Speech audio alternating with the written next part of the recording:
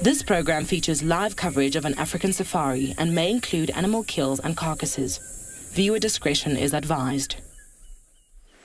It's a grey, overcast, moody start to our day, but it's got lots of promise because we've already found tracks for a female leopard as well as alarm calls down towards the dam camp. So hopefully between Trish and I, we'll be able to find this female leopard. I have a feeling that it's Kalahari, so we're going to definitely try and see if we can get her. So hopefully you're strapped in and ready for this, your very own live African safari.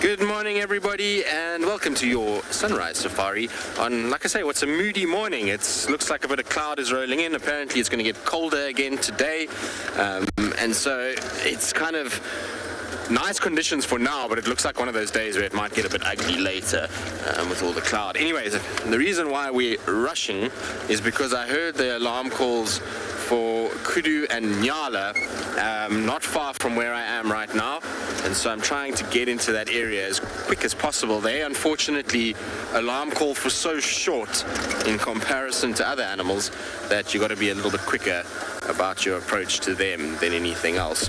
But anyway, my name is Tristan, and on camera I've got Morgan this morning, and it's nice to be back out and about. Trish is going to take over on the dam cam this morning, so she'll be there, and then we'll have Eric at Ngala with us, as well as I think JP at Pridelands a little bit later. Now we're going to go off-road a little bit because where this alarm call is to my right.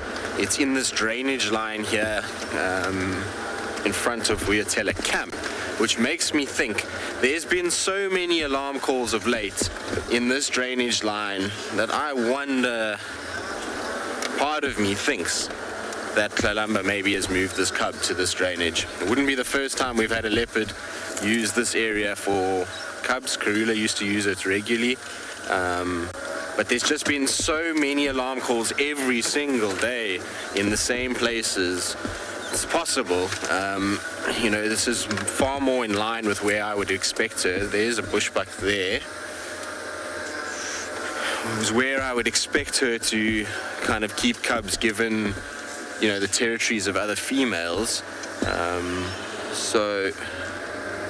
I would imagine that this is where she would be. All right, because we are coming to you live, remember that we want you guys to ask questions and to be a part of the process. So you can do so using the hashtag WildEarth or at FC on the YouTube chat stream, or in just the comment section. And kids, we always love to hear from you guys. So remember, you can ask on kids questions at wildearth.tv. I'm just going slowly. There used to be such a nice path through here. It's become so overgrown with all the rain that we've had. It doesn't quite look like it used to. Spotting a leopard in this is not going to be easy, I'm afraid. Also, the reason why I think that there could be, if it's not a Kalahari with her baby, it's going to be a leopard on a kill, because this leopard walked in here last night, and so it shouldn't still be here this time of the day. All right, so while I kind of get down into the drainage in front here, let's send you off to our weather to see what's going to be happening across South Africa for the day.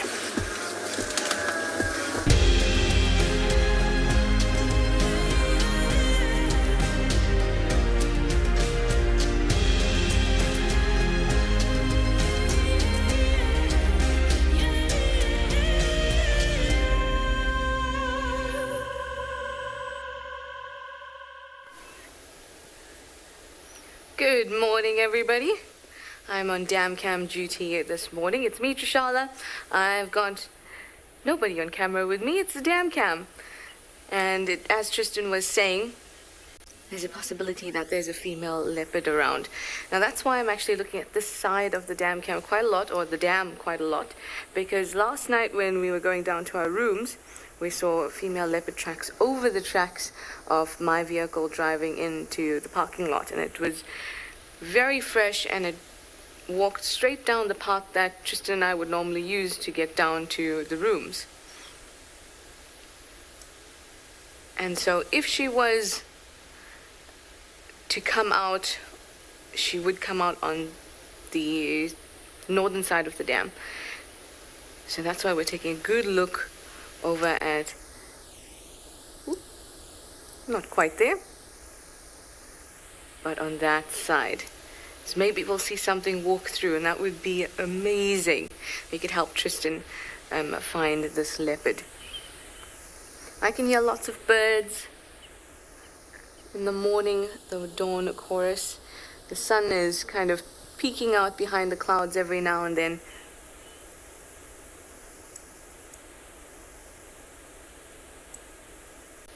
So some more light would definitely be helpful.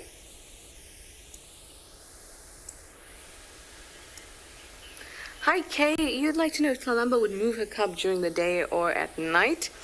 She's likely to move her cub whenever she feels it is safe. And most of the time that's actually during the day. Now we've got some light. And she will continuously move her cub and the den spot, because it's not safe for a cub to be in one spot all the time, because then the smell of a predator and a cub accumulates in that one spot, and by accumulating in that one spot it can attract other animals, even things like pythons. Cubs can get eaten by pythons, and they'd be able to detect that there's something there by smell, especially if a cub has been in one spot for a long time. Now, drainages are a great place to stash a cub because it's nice and dense. It's difficult to get into. And when an animal does get into the drainage, sniffing something that's a bit tasty, maybe, then also because foliage is so dense, the actual signal of the scent can get mixed up. So it's a good place to stash a cub.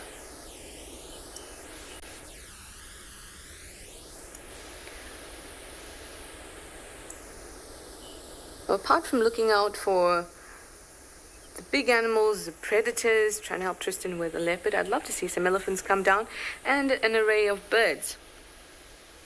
That would be great. But for now, we're going to sit tight here at the dam cam, and we're going to send you over for Ngala to say good morning.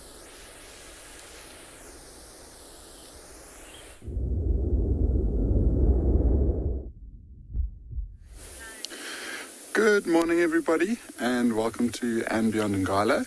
My name is Eric, and behind the camera we have got Craig. This morning we have actually got some quite exciting news. One of the rangers just heard a male lion calling, and he heard him calling, managed to find him, and then he went to go and look for the rest of the pride. And so what he's done is he's just dropped a branch, which is right over here. And so we're going to drive in to try and see if we can find him. And if we find him nice and soon, there's a good chance we might get him calling one more time as he's looking for his pride. So let's go. We are going to start going off-road from here and just start looking for any sign of the lion, I guess. So what often stands out is that big black mane as he's got his head up. Or maybe that white belly if he's lying underneath some shade.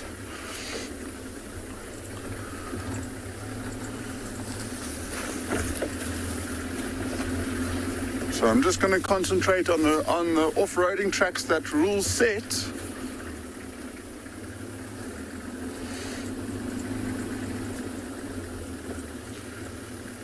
Ah, okay, I can see him.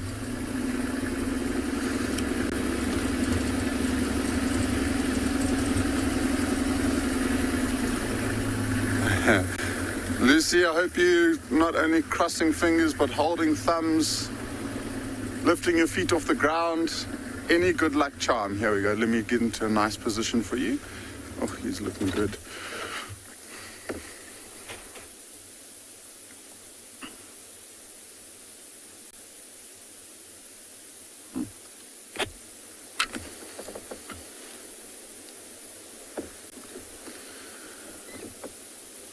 Just look at how that dark mane stands out compared to the rest of his body when he's lying down in this grass.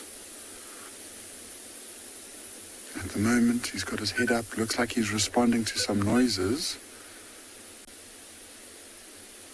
So he could just be listening for a response or any sign of where the rest of the pride might be.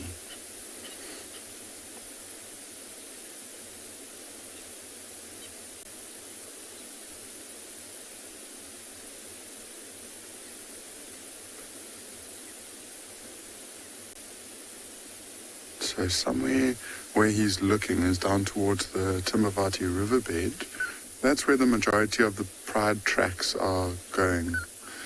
Charles, this is the really cool thing about winter is that we get to find these animals early enough to watch them, and it's cool enough throughout the majority of the morning for them to potentially do something. And it's really nice to see that he's got his head up. His eyes are closing, so he could just flop down and sleep here for the rest of the day. But we'll stick around and wait to see if he does decide to vocalize and call out one more time. At 22:07 in the middle of summer, it would already be so hot that the majority of these nocturnal predators will be sleeping in the bushes. It's nice to see him out in the open. And one thing that amazes me about this coalition is how it almost seems like they're getting healthier and stronger with age. There was a time where both of them were looking quite skinny and a bit old, but they've just started regaining strength and they're looking really, really good and in very good condition.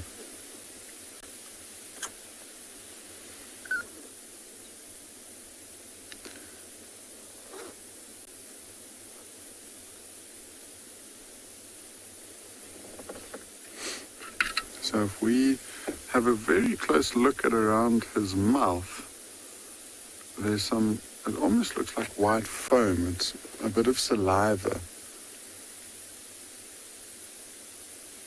And that's an indication that he has been quite active throughout the night.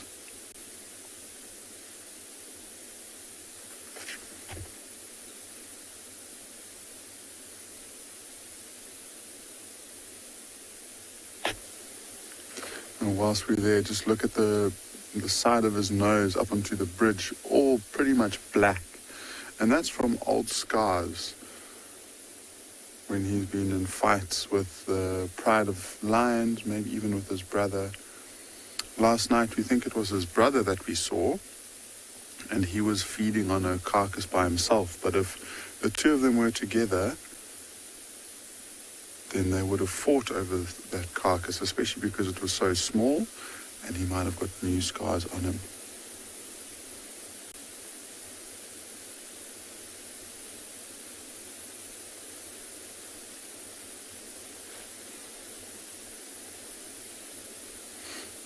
What he's responding to now and looking over to in the distance is the call of rutting impala, which are going crazy in some clearings not too far away from us.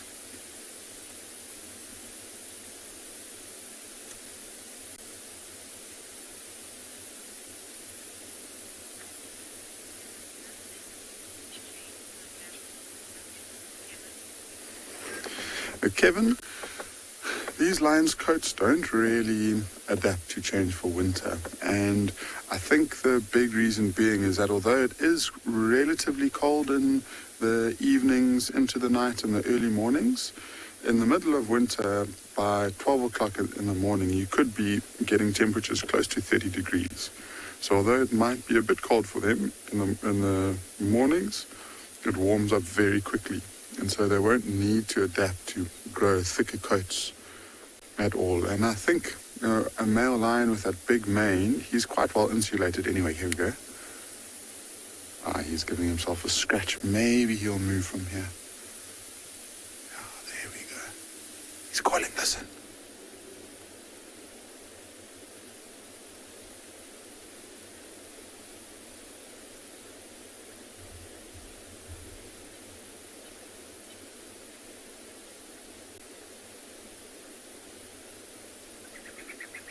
Looks like he's smelling.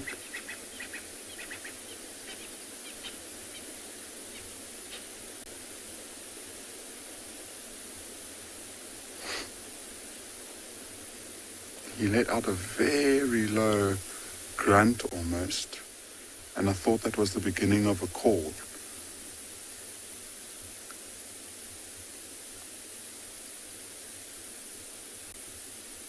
See, he's got his head low down to the ground, so he might be wanting to try and pick up the scent of the rest of the pride. Listen.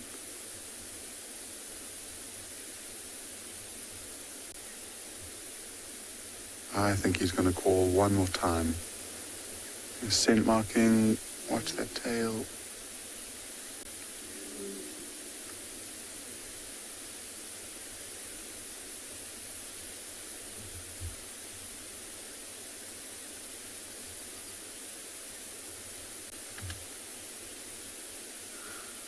So I'm in two minds. I want to reposition so we get to watch him nicely. But if I start the vehicle and then he starts calling, then we're not going to hear it properly.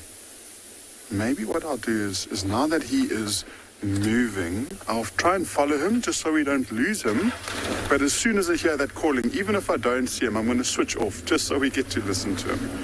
Like I said, this could be the last time he calls today. So we'd love to hear that beautiful lion call to start the morning.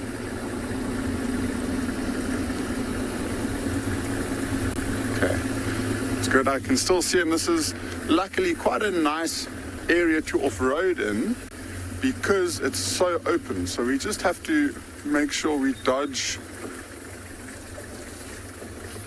some of the trees in this area. But for the most part, he's walking towards a really, really nice area for us to follow him.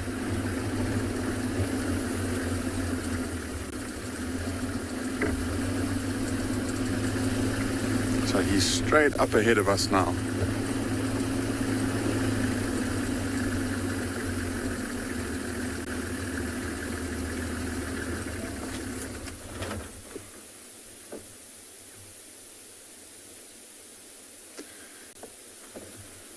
One of my favorite things to watch, especially with a male lion when he's walking away from us, is the shoulder blades and how they move up and down.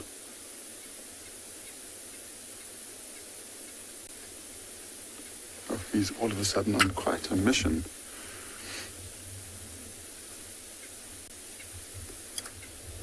Okay, he's popping out on the other side. I think I'll let him move one more time. And then as soon as we lose sight of him, I'll try and reposition again.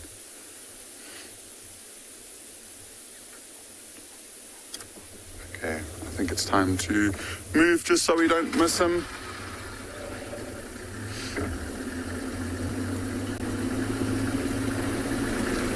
Some old dried up pans here that I'll have to try and drive around. Okay, I want to have to do a slightly bigger loop because there's pans here on the right.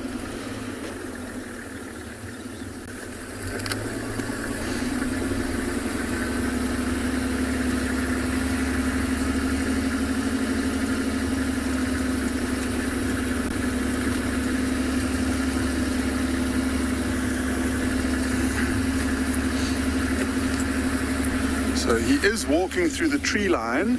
The clearings where those impalas were rutting were on the left-hand side. So I'm hoping that he does do more of a loop. Okay, I've got him. He's straight in front of us. Let's go this way rather.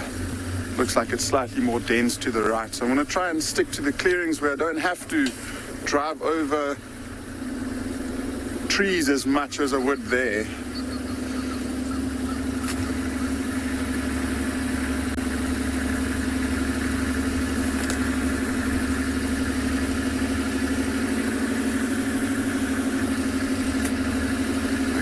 There we are coming to, you can just see how much more it's opening up right up ahead of us. So it will be awesome if he comes here. He's on our right now. Let me just position.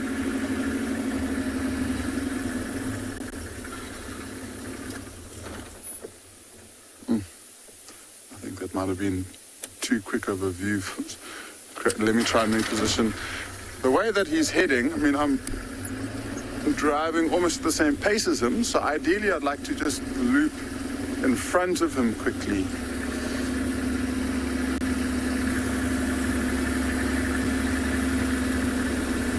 So I'm hoping he comes more left and not more right into the dense area. Okay, let me just do one more loop here quickly.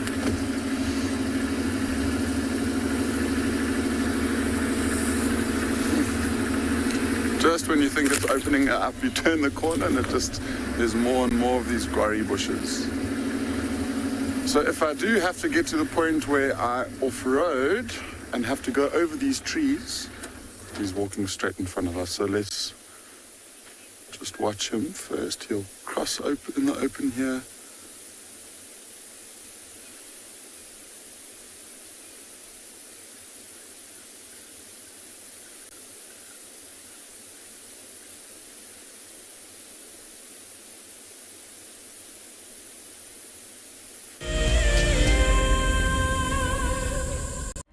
Do you dream of traveling to a far-flung wilderness location where life continues as normal? A place where you can escape to nature and breathe. If you become a Wild Earth explorer, then this could soon become a reality. Subscribe today and stand a chance to win regular travel prizes. Wild Earth Explorers, it's in your nature.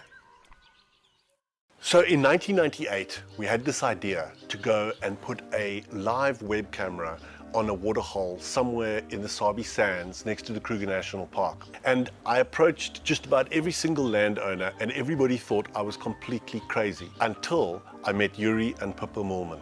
We thought it was definitely a fun idea and a worthwhile thing to experiment. And it immediately became a runaway success. And it gave people all around the world the opportunity to watch a little piece of Africa, day and night. Back in 1998, it was the very early stages of the internet. And all we were able to do was to get a 30-second refreshing JPEG out of that camera. But over time, what we began to do is focus more and more on trying to develop this concept of giving people the opportunity to go on safari. Even though we live just 500 meters up this hill, we still put the camera on to see what's happening. Absolutely, we watch it ourselves. I got into wildlife filmmaking because of a passion for nature and a notion that I could make a difference. Helping others fall in love with nature brings meaning to what I do. It's also a lot of fun. A couple of times per week, we receive some very heartfelt messages from viewers telling us about how Wild Earth has made a difference in their life, whether it's helped them through a difficult period or simply helped them to reconnect with nature. I think that's why we do what we do. Guys, just watch what's happening. See, watch the elephants, watch the lions. See, the first ones to run are the cubs.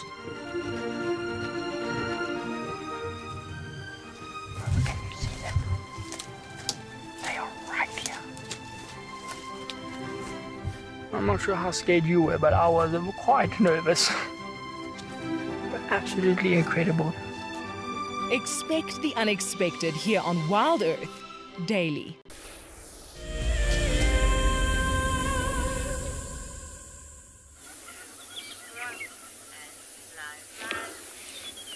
Good morning and welcome to Wild Earth.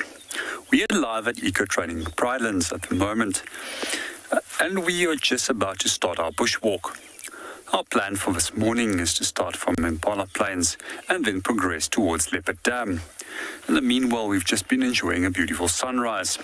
My name is JP LaRue, and behind the camera we have got Glenn. So for this morning, we will continue from here and see if we can find anything in the drainage lines, moving towards the dams. I'm just going to reposition, just show you that sunrise that's coming up there, creating a beautiful silhouette. Unlike normal We can also notice that there's a beautiful front coming through with the clouds forming a backdrop. At this time of the year, the skies are normally quite clear with very little cloud cover. However, if we do see clouds or fronts coming through at this time, it doesn't necessarily mean that it's going to rain, as rain is very unlikely at this time of the year for us. We've also noticed that the conditions have become quite considerably drier over the last few weeks, and the grass is becoming more and more yellow, and the smaller pans also disappearing as if they were drying up. Some of the other things that we've also noticed is that the insect life has started to disappear from the area as it is getting cooler and cooler. So we also have noticed that most of our breeding migrant birds have also disappeared and started migrating back to Europe and to central areas south or north of the Sahara, where they normally will overwinter. There is still a number of residents that, however, remains in the area. We often find that with this time of the year, with the temperatures becoming cooler, that days become more crisp in the mornings, and then we also have incredibly long warm afternoons, and then a sudden decline in temperature again in the afternoon.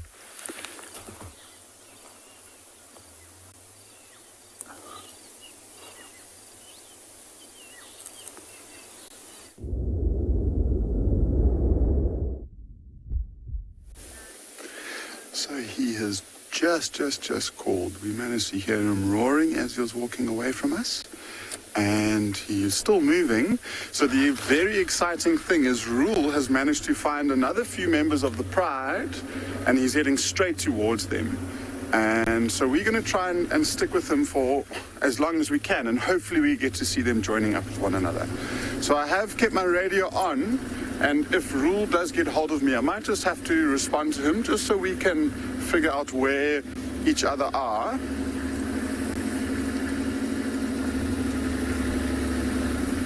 But he seems to be walking straight in the right direction where the rest of the Pride are. Let's see.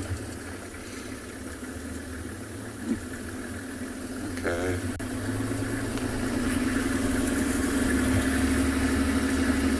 So this will be really cool. And yesterday, when was it? I think it was 2 mornings ago, we managed to find the whole Pride together again.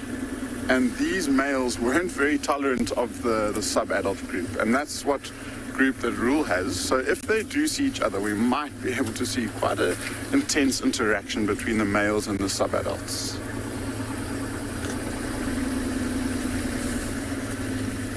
Okay, I'm going to just switch off here. He's just about to pop through the bushes. And look, as he comes, look at the different behavior that he has. So all of a sudden, he's got his head quite low down to the ground. So he must be smelling. There, like that. So he must be on the scent of at least one lion.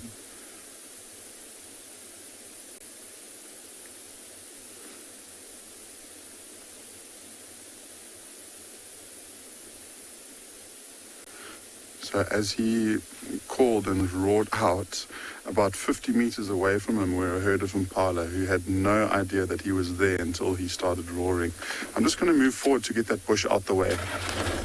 We've got a nice view of him for now as he stopped, and I think he's just taking in information. So listening out, maybe just trying to scan the clearings before he comes out into the open.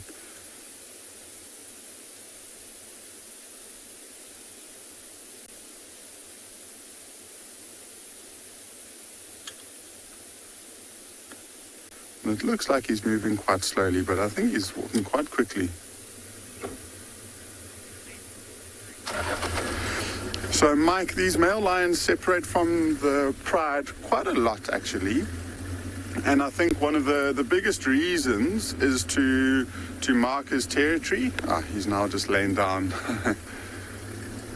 Yeah, I'll try and get into a nice position here.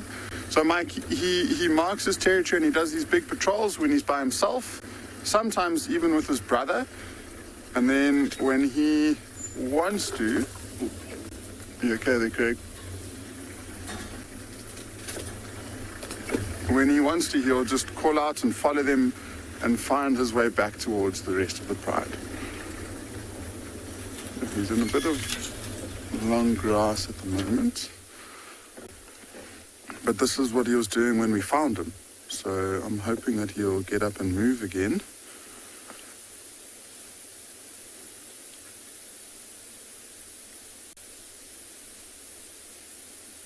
So he's now just grooming. He's facing in exactly the right direction that we want to be. Just listening. He's in some shade. So he might be slowing down his day and he might not move around too much from here. What would be really nice is if he just gives us one more roar. As soon as he picks up signs of the rest of the pride, he'll get up and I think he'll walk straight towards them again.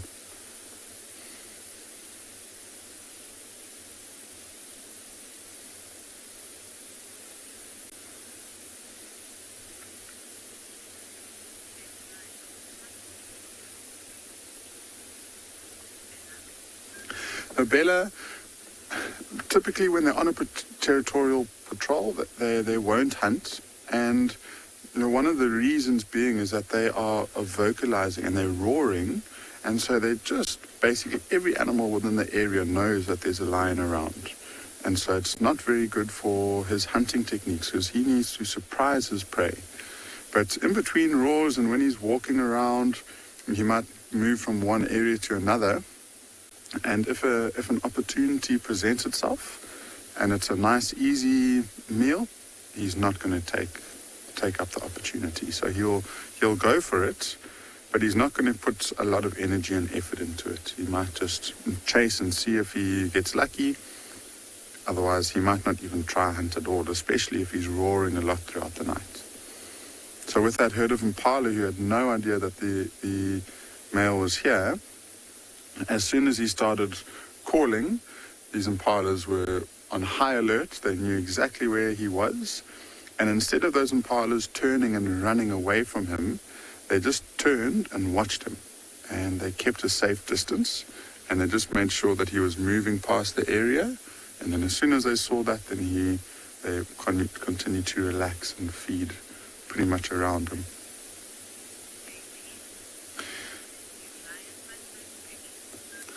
So we have got this male lion who's put his head down. We're going to wait to see if he might get up and join the pride, but we'll head over to Pridelands and see what shape he's got.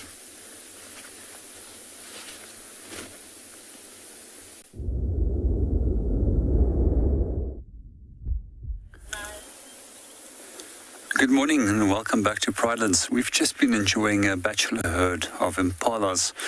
These guys were testing one another's strengths, and the more dominant rams actually started chasing off the younger individuals. We might still see a little bit of a glimpse of them as they're disappearing. Some of the behaviors that we've also noticed is that some of them are horn thrashing, as that they are thrashing the bushes, and others were marking by defecating deliberately into a midden. And these little guys will try and chase one another off out of this area so that the most dominant individual will eventually establish a territory. As we've learned in the last few days, these guys normally keep a territory for roughly some 8 days to 2 weeks, that they will maintain their territory in the peak of the rutting season. Some of the amazing adaptations that impala has when it comes to fighting is that their skin surface area around the neck is incredibly thick to prevent that the horns will actually penetrate the skin in the neck area. We sometimes see that some of these fights become so violent that they can even break horns. We often would think of it that an individual with a broken horn is at a disadvantage. However, they will still fight, and quite often it's these guys that inflict serious injuries with a broken horn rather than the one with two horns. One of the things that we also often see is when we have two rams that are seriously fighting and the one starts losing the fight, is that they will try and gorge one another.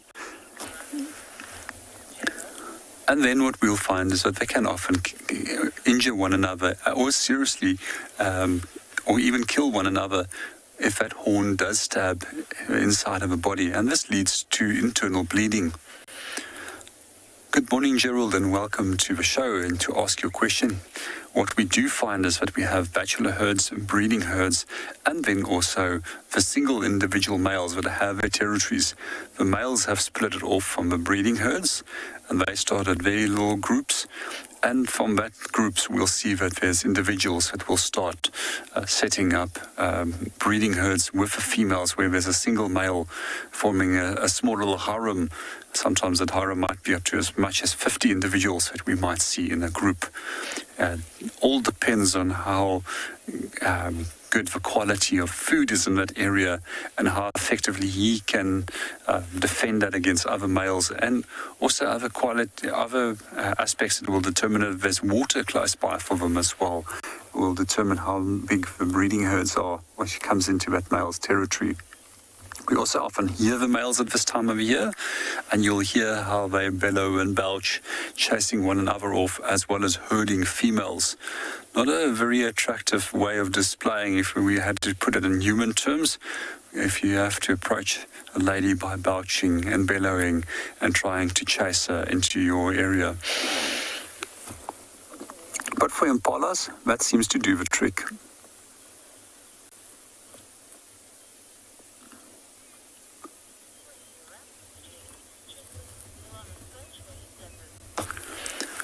We're going to continue from here. We're going to start moving towards Leopard Dam and go and do the rest of our walk in that area. But in the meanwhile, we're going to hand you over to Tristan, who's currently looking for leopard.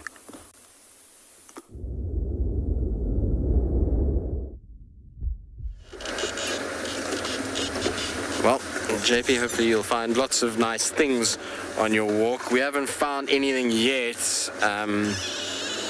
Unfortunately, where this is so thick and dense, and obviously there's a lodge, so there's only so much you can do. There's squirrels alarm calling in the camp. I mean, I wonder if she's not under one of the decks there somewhere, or if there's a kill inside the camp. It's very, very possible. There's no guests in the camp and haven't been for the last 2 nights. So it would be easy for her to hide away in there. But like I said, I'm sure it's her, because last night when we finished dinner, we came out and we found her there, coming into the drainage line from our room side. And then, she hasn't come out from what I can see, and there's alarm calls again, which indicates to me that there's something keeping that leopard there. Whether it be a cub or whether it be a kill is obviously to be determined. And whether it's in the camp or outside the camp is also a bit tricky, but it's so difficult in there at the moment. It's so thick, and there's lots of fallen over stumps. You just can't really get to most of the spots that I think she would use. You almost need to watch her as she goes there rather than try and spot her. Often if a leopard has its little ones in a lodge, they get right in under the decks, and you don't even know they're there until after until they come out or you see them going in. It's so dark and dingy under there, and their camouflage works so well that it can be very tricky to see. Now, there seems to be, just trying to see, there's tracks. They're old tracks for lions that came through here. Must have been from yesterday evening. Well, sorry, not last night, the night before. All right, I'm just going to scratch around a little bit longer, just see if we can get lucky, and maybe we find something. In the meantime, though, let's send you across to Eric, who has been lucky already this morning and is still following his lines. Station is Nyari. We certainly are very lucky this morning, and I'm hoping that we'll get even luckier. We are still following this male. Oh my goodness, he's walking onto a termite mound. And straight up and over. Oh, so he's just turned and he's moving slightly further away from the pride now. So he is still heading in the rough direction, but the pride of lions is now a bit further to the left of us. And unfortunately, if he does keep going through here, we're not going to be able to keep up with him. There is lots and lots of bushes that are in our way. And if he just keeps walking, we're never going to be able to follow him. So we might have to do a different tactic, and I might loop around towards where Rule and Nick are with the rest of the pride.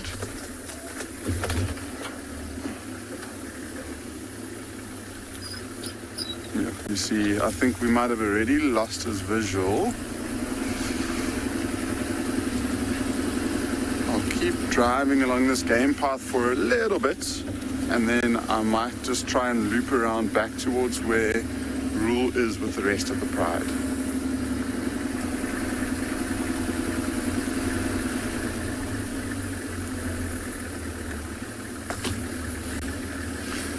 So Dylan, that's you asking how far a male lion's call can be heard from, and in ideal conditions, so if it's very still and if it's nice and cold, a human is capable of hearing that lion call from as far as 8 kilometers, close to 5 miles away from us.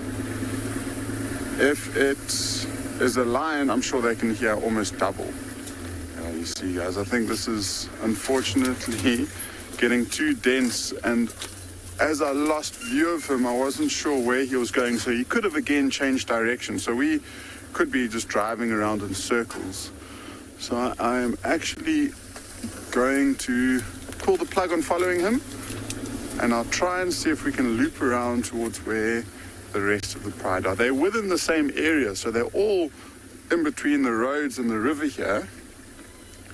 They were also moving around and they were hunting, so they missed an opportunity to hunt impala. The impalas were alarm calling, and I think this male lion was heading straight towards those alarm calls to go and investigate. So especially when we're off-road driving like this, we're quite selective with the little shrubs and trees that we drive over. So we select the most common ones that are around, and more importantly, ones that have got a very flexible stem. So we drive straight over them. We don't put our tires on them. We just push them over with our bull bar. And then as we drive over them, they spring straight back up. We've got a few different protected tree species here that we avoid driving over because they are either very, very slow growing, or they're quite rare. Maybe they're even a bit brittle. Okay, so whilst I try and navigate my way out of here towards the other sighting, let's send you across to Trishal at the dam camp.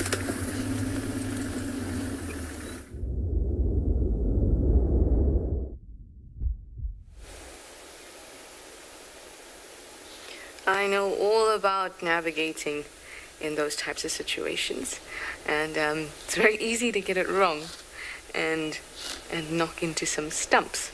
But that's all part of being out here. We've got some gorgeous sun that's filtering through. Look at that. Beautiful on the water of the dam. Lovely reflection.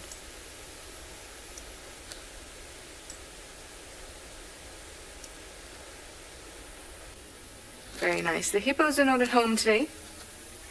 Perhaps they've moved. They can move between dams.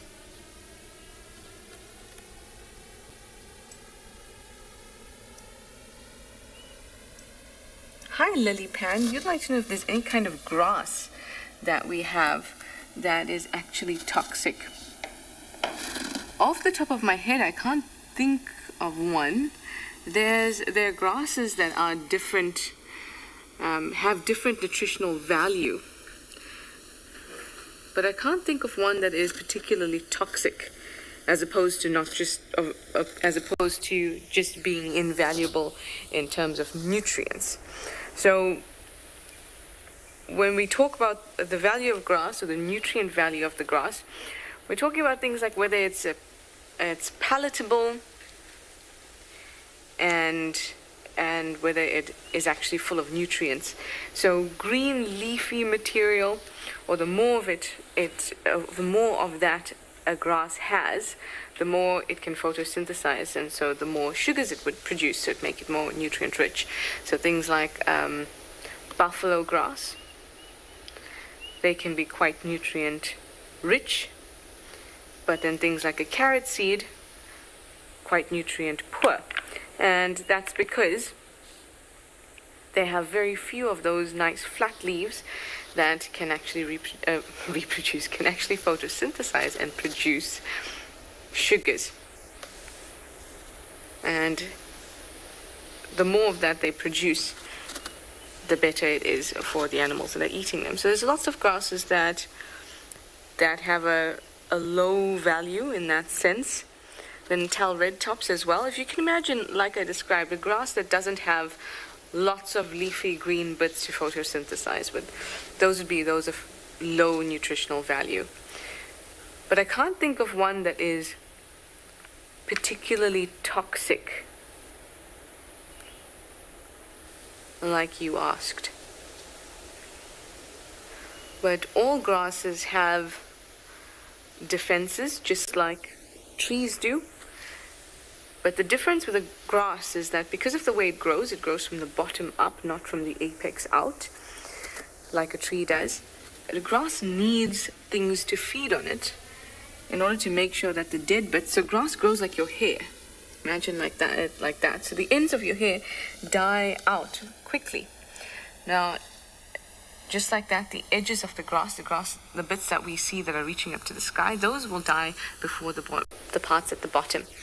And that can collapse on the whole grass, on the whole plant, and suffocate it and kill it. So it needs animals to feed on it in order for it to survive. That's its strategy. But they still do have some defenses, like tiny little phytoliths or plant stones or plant rocks, true translation.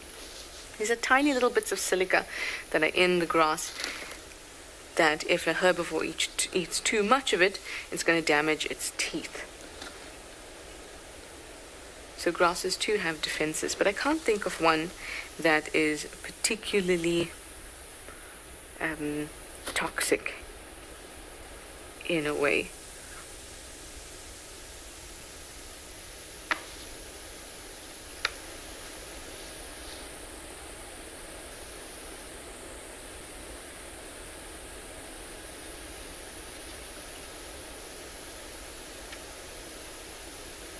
Hi Ingrid, that is an excellent question. You know, I love mushrooms. You'd like to know if mushrooms grow all year round or only in a particular season. They grow all year round, but in a particular season you may see certain types of mushrooms. Interestingly, so the mushrooms are just the fruiting bodies, right? So imagine the mushroom is an apple on an apple tree. So that tree, the apple tree, is still a tree whole year round. The apples are coming out at certain times, right? So here with a mushroom is a fruiting body, and underneath the ground is a whole network of the rest of the fungus. Fine little hair-like structures, white little hair-like structures, we call those hyphae. And they're there permanently throughout the year, and they survive permanently throughout the year. But it's only when conditions are right, even just for a brief period. For example, as you would have seen, if there's a storm and there's a sudden burst of moisture, then mushrooms will come out. It doesn't matter what time of the year it is, that will happen. And that's because the fruiting bodies, once they're ready, they stay there, they lie there under the ground, and they're waiting for this burst of moisture. So imagine it like a sponge, or you know those novelty face cloth type things where you put some water on it and it suddenly expands into this usable small towel. It's like that. It's waiting for the moisture, and as soon as some moisture comes, even if you collect some spores and you water it, so you're giving it the moisture, even though it's artificial, it will start to sprout up these fruiting bodies of mushrooms. So there could be different types of mushrooms you'll find at different times of the year, but it doesn't just fruit at a particular time. Here, because our rains are in the summer, we get more mushrooms in the summer, but that's just because of the moisture content, not because of the season particularly. In Australia during the bushfires, in New South Wales, there was a forest that was obviously very badly hit by the bushfires, and firemen were actually recording a whole lot of fungus starting to sprout up after the bushfires. And one of these mushrooms was called a stone fungus, and it had actually been dormant under the ground for many, many years. It needed a fire to sprout up again. And one of the first signs of life after the bushfires, through the actual charcoal of everything else that had perished, were these mushrooms that were starting to sprout up. And that just shows you the diversity that fungus has, and that some will need just a little bit of rain, a little bit of moisture, even if it's artificial. Some will sprout up after some lightning. Some will sprout up after years of being dormant because of fire. So they're very, very well adapted to all sorts of conditions and environments.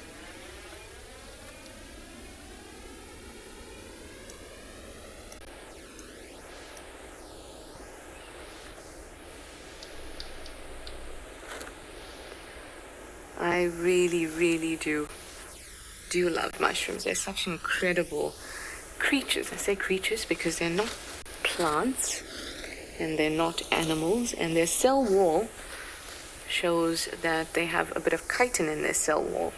And the other thing that has chitin are insects. So they're likely closely related to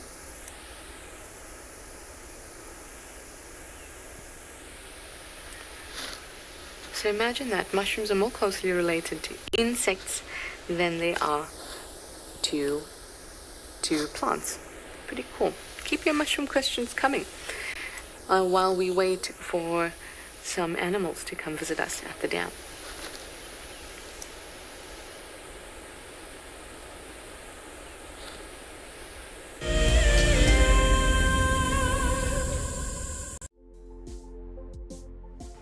On the 27th of April, Wild Earth will be turning 14 years old, and we wouldn't be here if it wasn't for all of you. And to celebrate, we will be finishing the beautiful book that we started last year that looks at the history so far. But we do need you to be part of it. Please submit your most memorable sighting, or what Wild Earth means to you, or even just your name and a comment to be included inside the book.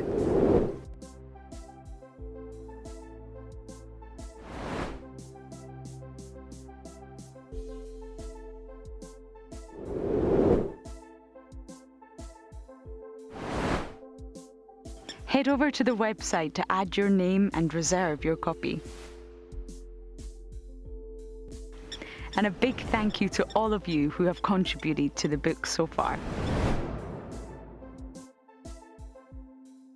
I was quite surprised and excited to learn that I had won the Wild Earth prize for March. My wife and I started watching Wild Earth during the lockdown, just to allow us to get out of the day-to-day routine and enjoy some of the bush sightings.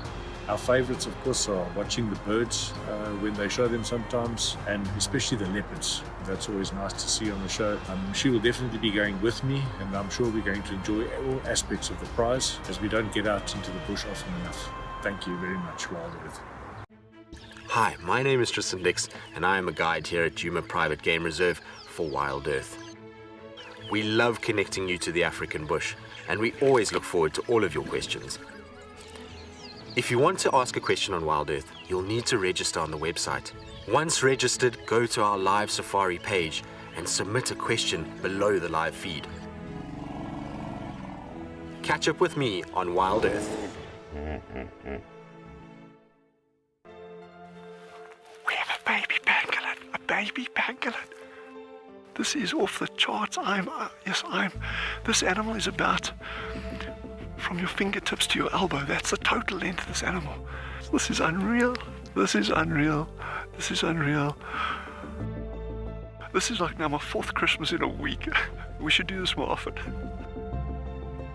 Tune into Wild Earth every single day. It's in your nature.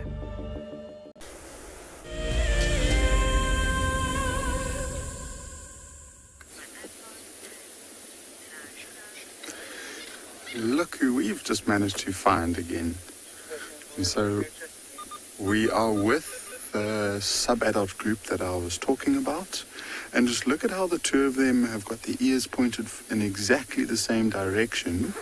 This white female now is closing eyes, but the one on the right-hand side, that young male, is watching in this direction quite carefully. And the reason being is that we've just heard that other male lion calling, and they're looking in the direction that he's coming from. So directly behind us, there were some baboons that were alarm calling, and 30 seconds after that, this male started calling, and he didn't sound like he was too far away from us. And I think that one on the right-hand side, being a young male, is going to be watching quite more closely, because he's the one that's under threat to getting pushed away and bullied by the big male, his father. So these two are nice close together, and then there's another 5 that are just off to the left, lying underneath some bushes. And these two are showing themselves the best. Every now and again we're looking over to the right. There's more baboons alarm calling.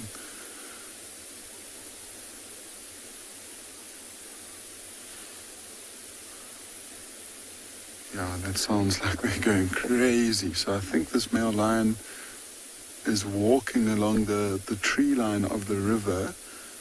At this stage, after those alarm calls, those baboons are all just going to be at the very top of the trees. And we might be able to follow the alarm calls until we get view of him. I think for now, the best thing for us to do is to just sit in the same position and just wait it out instead of driving around looking for that male. Rather let him come to us. And as soon as we'll know as soon as he's in the area, because I think these lions will react first. Their eyesight is way better than ours, and with this one male up and scanning around, he's got a good chance of spotting the big male lion.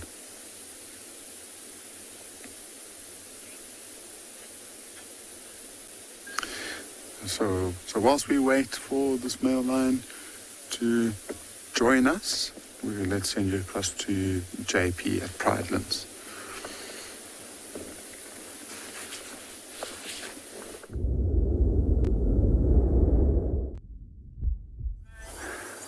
Good morning and welcome back to Pridelands. We're on bushwalk and currently enjoying a little bit of birding over here. There's not much else going on in terms of animals, but one of the birds that we did notice that's right in front of us is a fork-tailed drongo. It's uniform black in color with a deep fork in the tail and a red eye. So it's one of my favorite birds, as they've got a lot of attitude, and quite often we see them chasing much bigger birds of prey. A while ago, I was actually watching one sitting very close by to a Wahlberg's eagle, imitating the Wahlberg's eagle, and then every now and then having a go at it. They're also very well known for actually mimicking meerkats in the Kalahari, where they'll wait for the meerkat to catch a food item, and once they've killed and caught that food item, they will then produce the alarm call of a meerkat. The meerkats will then scatter, and they'll come in and come and steal the prey. They also have learned that they can't do it too many times, because if you're going to cry wolf too often, your game is not going to work in your favor any longer. I'm just going to see what else we can call in. So quite often when I do call birds in, I rather prefer to imitate their calls or produce a call from a pole-spotted owlet or the alarm call of a number of different birds to create a little bit of a birding party. Let's see what else is here.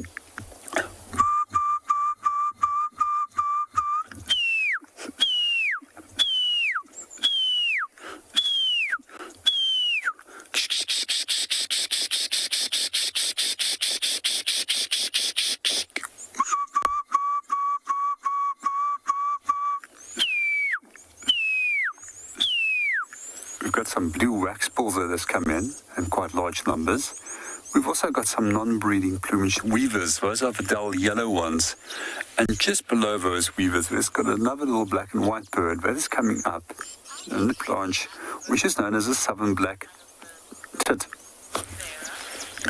Good morning, Sarah, and welcome to the show. There's a number of different birds that can mimic, and we find that drongos are very good at it. However, my favorite is a very dull brown little bird that's called a sabota lark, and it's claimed that they can mimic between 45 and 49 different calls, which has been recorded with one specific individual, and then that they've, as a general group of birds, it's been recorded that they can mimic over 50 different calls. Now, an individual male that can mimic so many different calls is normally the one that will be able to attract a far greater amount of females, because the females will listen to the amount of calls that they mimic. If it's a single mimic call that they produce, then they say, okay, that guy is not so well experienced. Okay, but the guy over there that can do 49 different calls, he's very well experienced because it takes a lot of practice. So I would like to have him as my mate. We also find that in forest environments that white-starred robins are believed to mimic the call of African emerald cuckoo, and here it actually serves as totally as a different purpose, because the cuckoo actually parasitizes the white-starred robin, so it produces the idea to a number of cuckoos that their territory has already been taken. I'm just going to see what else is there and see if we can call up a few more birds. It's quite a harsh call. It's normally an alarm call that's produced by shrikes. Many years ago, I had a number of dogs at home, spaniels, and I taught them to actually respond to that call. So when they heard the alarm call of a shrike in the garden, they would investigate and go and bark. And it worked very effectively, because the birds normally started complaining at anything that goes on around the garden. I don't know if you can see that little black and white bird that's hopping around. That's called a southern black tit. It's one of my other favorite little birds. One of the behaviors that we find with them is that the young and the nest will actually mimic the behavior of snakes by moving their head sideways and then striking forward, and at the same time hissing, which is quite an interesting little behavior. Let's see what else we can call up.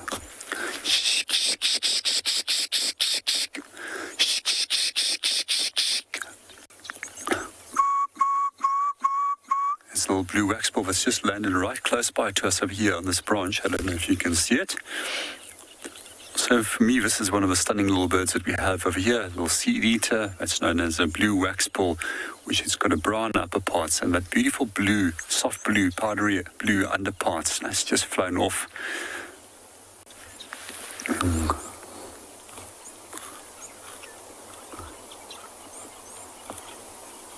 One of the calls that work very effectively is this is the pearl-spotted owlet, which is active in the day and quite often in the early parts of the day and the late afternoon. And they specialize mostly in catching small mammals as well as birds. And that's why it's such an effective call to actually use to lure out a number of birds. And in the meanwhile, let's go and see what Eric has on offer.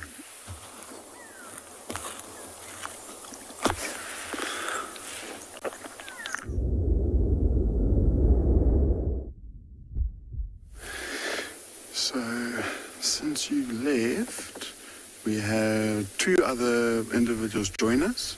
So the one that's on the far end, and then the one on the right-hand side, that white male. So all three males within the sub-adult group all came out together. We even got to hear them trying to practice roaring. They were trying their best to roar as loud as they could. Not nearly as loud as their father, but loud enough for that male who was walking towards him to hear them quite clearly. And we were almost expecting him to have arrived by now, but he hasn't yet. So we're still just going to sit and wait and just watch the behavior of these sub-adults to see if they might be able to steer us in the right direction. See, look, there's one that's just picked up her head. It's actually the biggest female, the adult of the group. She's looking intently in one direction. There she is. And she went from sleeping to standing alert like that. And so she responded to a noise. And when we were following that male lion to begin with this morning, we heard those very soft calls, and now she's up.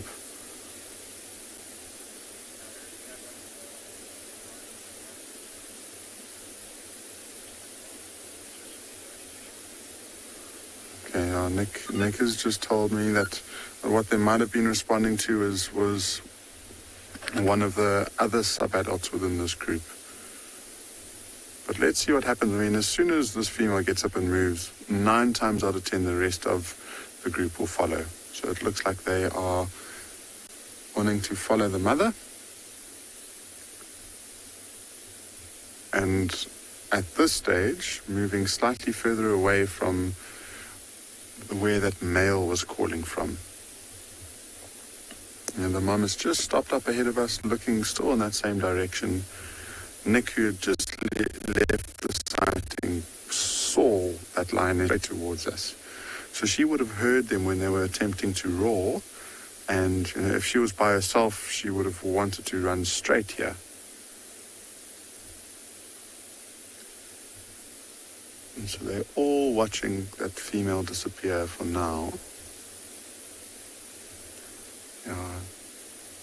Wasn't going to be long until they got up and started following her. So it usually just takes one.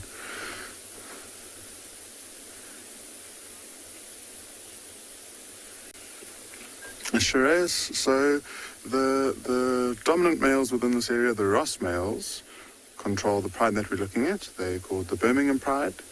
And then they also control the relatives of this pride. A couple of years ago, they split off, and one pride became the Birmingham Breakaway Pride. And so the Ross males moved between those two prides, and those are the only two prides that we know of. And both of them are pretty much only on Ngala. The Breakaway Pride is quite a lot further west, so we don't see them very often. It's quite hard to find them. But then this pride is the pride that hangs around the central parts of the reserve.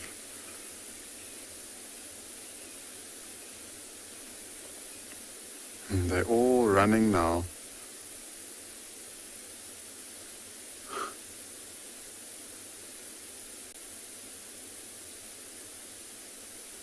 I think it's just excitement as they reunite with another individual. I'm going to stay here just in case they turn back into this area. So Tamsin, they don't really have a specific order that they get up in. But usually what happens is within a pride like this, these sub-adults are still dependent on the older lionesses. And so what will usually happen is, like we just saw now, the adult female will get up and move, and then the sub-adult group will follow them. If it's the other way around and the sub-adults want to move but the females don't, she's just going to lie there. And it will only be a matter of time until the rest of the pride turn around and rejoin the oldest lioness. So, I mean, it doesn't really, there's no set order. 9 times out of 10 in a group, it will be the females that walk first, and then these males will be the last ones. See, there's contact calling behind us.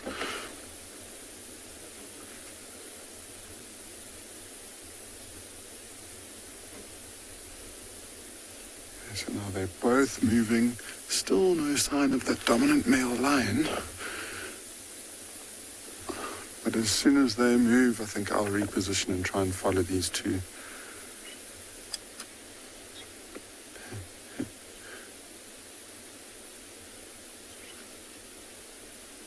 There's some squirrels alarm calling more left, but I think our best bet is going to be to follow these two. Okay. Let's see where they take us. So, whilst we try and reposition and get into a good view for you, we'll send you across to a waterhole.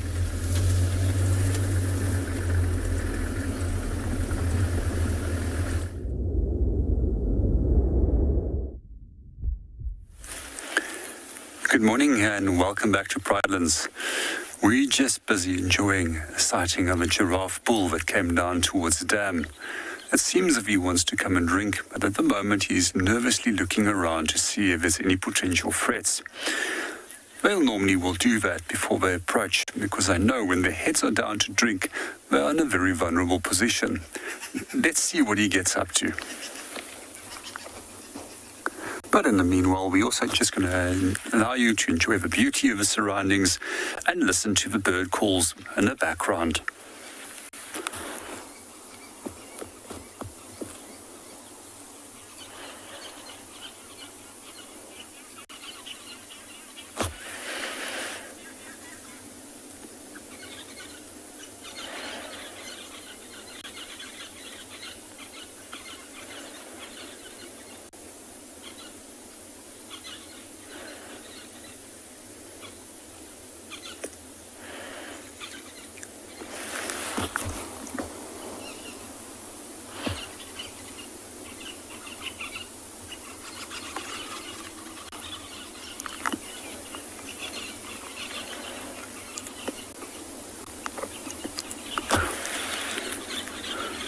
I'm actually becoming very curious about what he's looking at, because at the moment he saw us a few minutes ago and he did look at us, and generally when they do look away from us, it means that there might be a predator on the ground.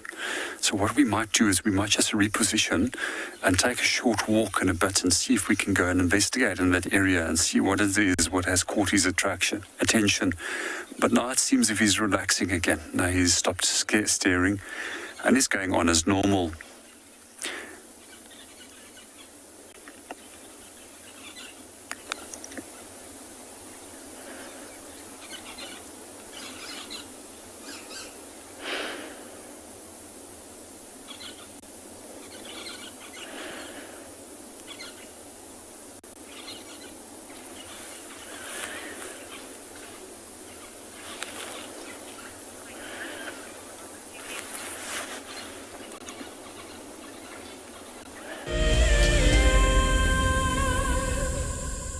If you love to watch Wild Earth, then we are inviting you to join our Explorers program. For a monthly subscription, you will have the opportunity to win fantastic Wild Earth expeditions. Join our guides for a chat around the fire, receive weekly highlights from our shows, and much more. All the money will go to keeping these live safaris on air, which in turn allows us to escape into nature every single day. The Mara Triangle is a jewel in the Kenyan conservation crown, and thanks to the dedication of the Mara Conservancy, it thrives as one of Earth's greatest national treasures. We have been experiencing a reduction in the whale snails that we collect on a monthly basis, and this is basically attributed to our intense patrols. Over the years, this courageous team of anti-poachers has reduced poaching to almost zero. Mimi naitwa Stephen Olereso. Nimefanya kazi miaka 16 sasa. Kuanzia miaka 2002. Hao wanadamu ni wenye utua sana inaogofya ni wale wenye wanaenda kama ndovu. Wanatumia kama bunduki. Sasa hiyo ndio huwa inakuanga hatari sana kwa sisi. As a result of the global pandemic and the massive reduction in tourist revenue, the Mara Triangle is facing a financial crisis. They need your help if they are to continue their ability to protect this magical land. I'm Nikki here at Ambion Ngala in South Africa. I love getting questions from viewers about all the small things within the environment and how it all is integrated with one another. If you want to ask me any questions, please simply register with the Wild Earth website, head across to the Live Safari page, and then post your questions there. I'm looking forward to chatting to you on my next Wild Earth drive. Guys, have a look at what we've got. This is better than my birthday. Look at that. This is the first time that I ever see cubs this small. This is so special. This has officially just become my best sighting of all times. Tune into Wild Earth every single day. It's in your nature.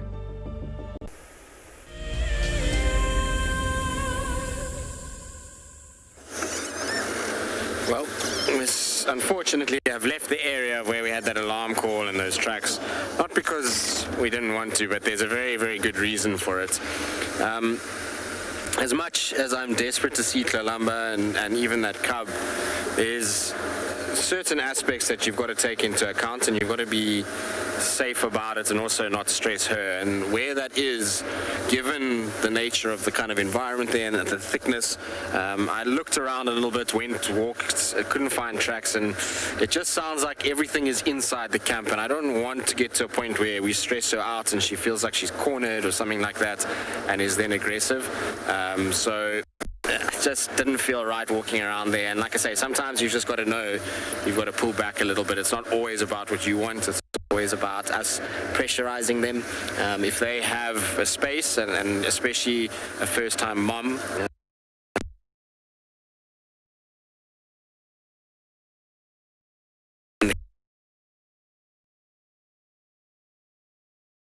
didn't feel comfortable, whether she's been alarm called at already.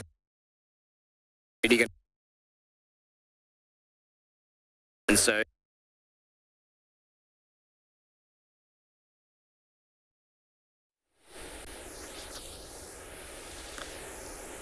Hi guys, I'm sure we'll get Tristan back very soon. I wish him all the best with his tracking. He gets very absorbed in it. So I hope he'll be successful. Just like I hope that this grey heron will be successful in its hunt. Clearly it is on the hunt. I love watching them because they are so deliberate, precise, patient. Let's just do that so we can watch as it moves along.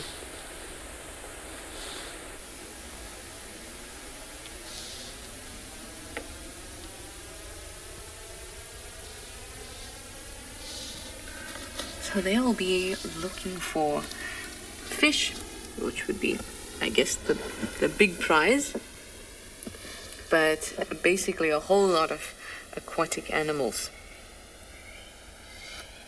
They'll even take some small rodents and birds if they happen to be in the right place at the right time.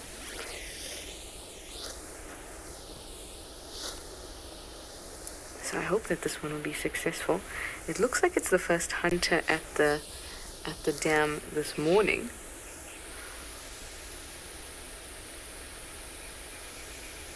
Whoa.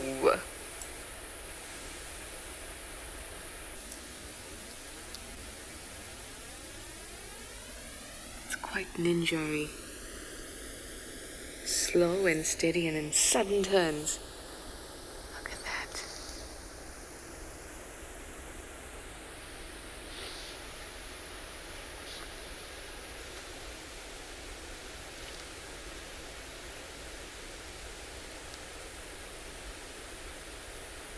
Amazing to watch.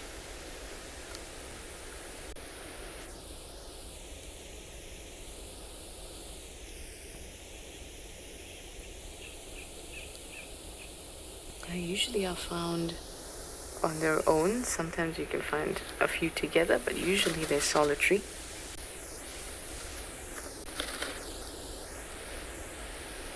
And they're active both during the day and the night. And they can stand like this, or at least this one's moving a little bit, but they can stand motionless for a long time. Just kind of sussing everything out.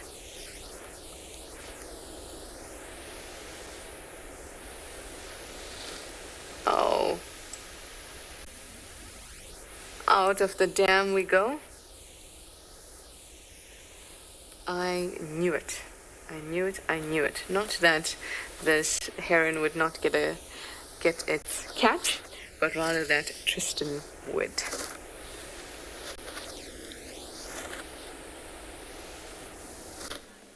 Well, they're not the spots we thought we would be finding, but they are spots. So we've got Nsele, and she's in an area that I haven't seen her before. You can see she's sniffing and phlegm and grimacing. So she's trying to work out what other smells she's picking up in this area. We're right, for her, is very far south. I haven't seen her here for a long time. When she first came in, she used to come down this side every now and then. but this is the first time that I've seen her here in months. And you can see she's intrigued with something, whether it's a male that she's picking up there or another female, I'm not sure. But there's definitely a lot of smelling and phlegm and grimacing and trying to work out exactly what is going on around her territory. This is an area where it's a bit of a bone of contention between 3 different females. So she comes down the site sometimes, like I say, but this is more Tandi Tlalamba around this area. But lately, there's also been a fair amount of males around here. So we know Tlangula has been down here. There's been a new male that was seen recently that comes here. Tingana even every now and then roams around, and Mulawati. So you've got 4 different males and 3 different females that can potentially be in this little section. And so maybe she's picking up the scent of one of those individuals and is now just trying to work out who exactly is who and what she's dealing with. Is it another female? Is it a male? Does she need to worry? Now, sometimes if it's another female and she's a bit kind of irritated by it, you will see after the scenting like this that they soar. If she's coming into estrus again and it's a male leopard, then she'll also soar to try and get the male's attention. But it looks like she's going to go off the road, which is not ideal because where she's going is quite dense and quite thick. Or she could just be coming around us. Let's just wait and see what she does. Maria, I think it's naive for us to think that leopards don't recognize scent or sound. They are sophisticated animals that rely heavily on their senses in order to survive.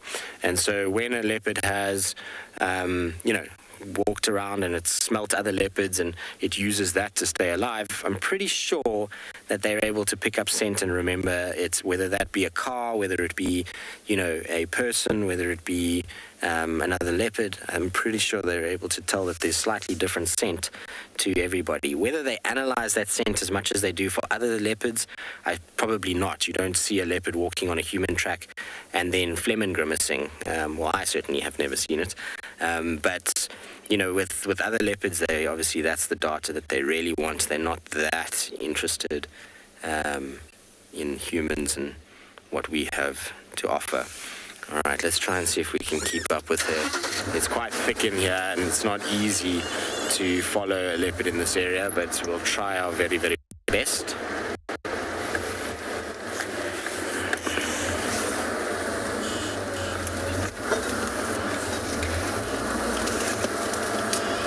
She's definitely on a mission, that's for sure.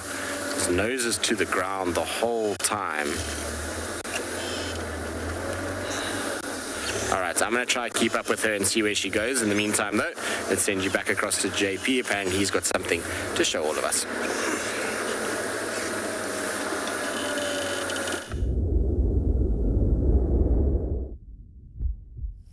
Good morning and welcome back to Pridelands.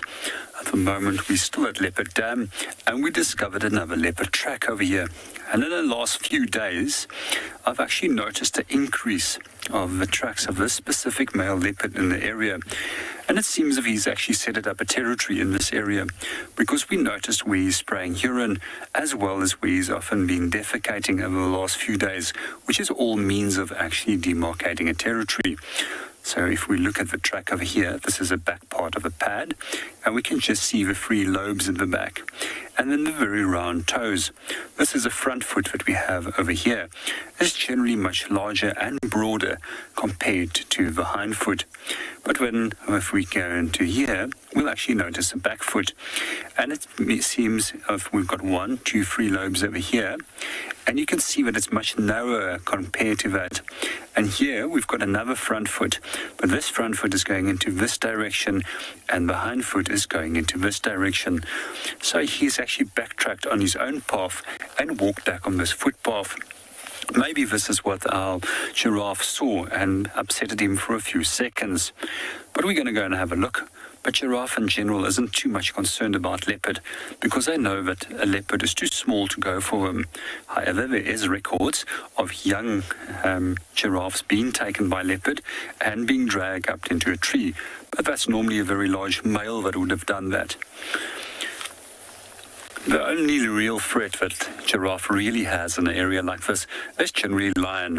And lion needs to normally work in his team to bring down such a large animal that has a potential of weighing up to 1,400 kilograms, compared to the average lion that weighs in the vicinity of 170 to 200 kilograms, depending if it's male or female, which we take in account. We're going to continue and follow our track and go and see what the giraffe has been up to and what has been hindering him.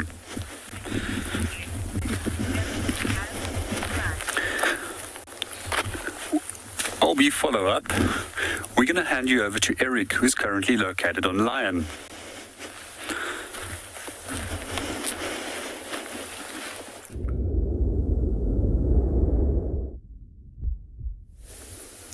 So we've just had the whole pride walking straight past our vehicle, and they've just decided to move off of the road now. So what's basically happened is it looks like there was one of the sub-adult group, a young female, joined up with the pride, and now the oldest lioness is moving them quite far away. So it was really cool. They were running down the road, they were jumping on top of one another, playing with one another. And I'll try and reposition again. I don't think we'll be able to get in front of them, but at least we get to see them disappearing into the long bush. And I wonder if this lioness decided to purposefully move in the opposite direction into where the big male lion was coming from. At this moment, it doesn't look like especially the female or the male group doesn't want to move too far. They're the first ones that are lying down.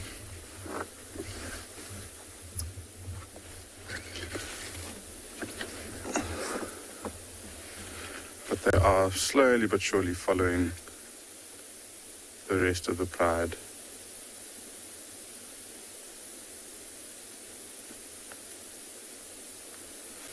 So that lioness there that got up and flicked the tail, she's the new addition to the pride this morning. We are moving out of this area now. Do you want to make your way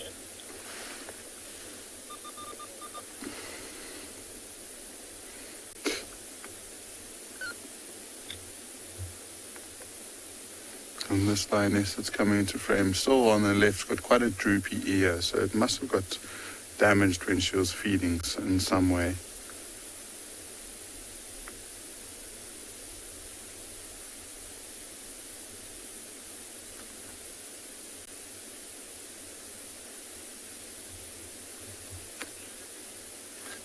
So we are going to move from one mission in Cat to another one down in Djuma.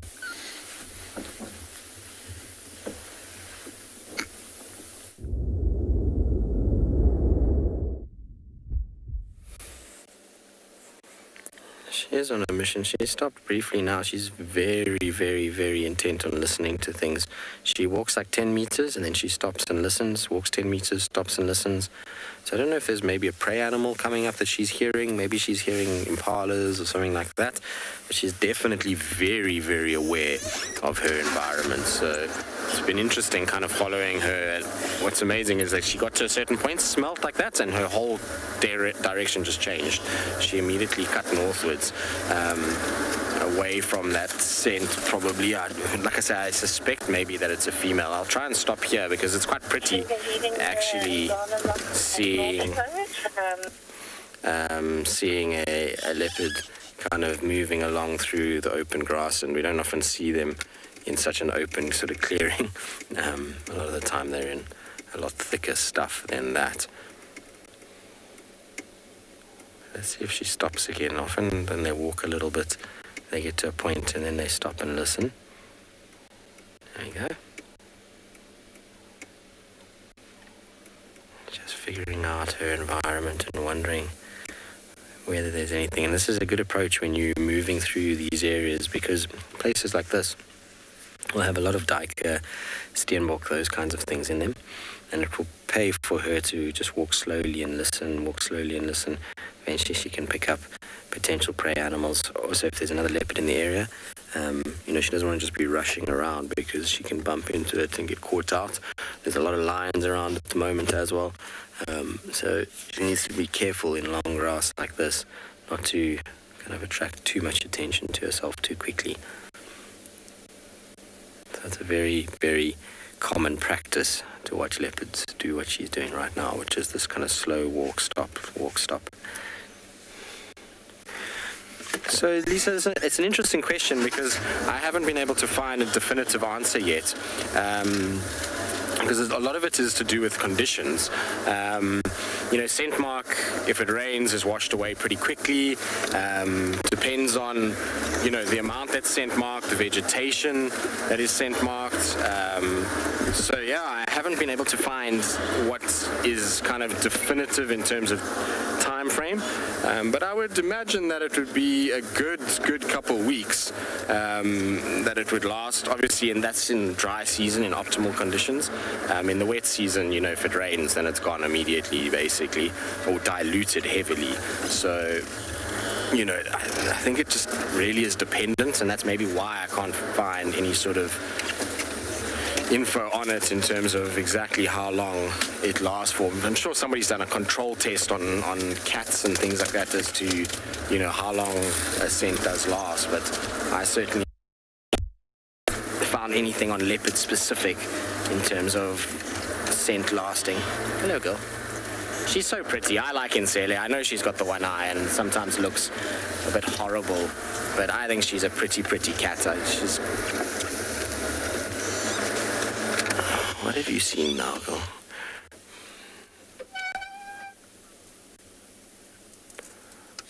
She's just stopped again and listening. I wonder if she's not picked up some sort of prey animal. Kind of looking in the grass. This is also a good place for scrub hares.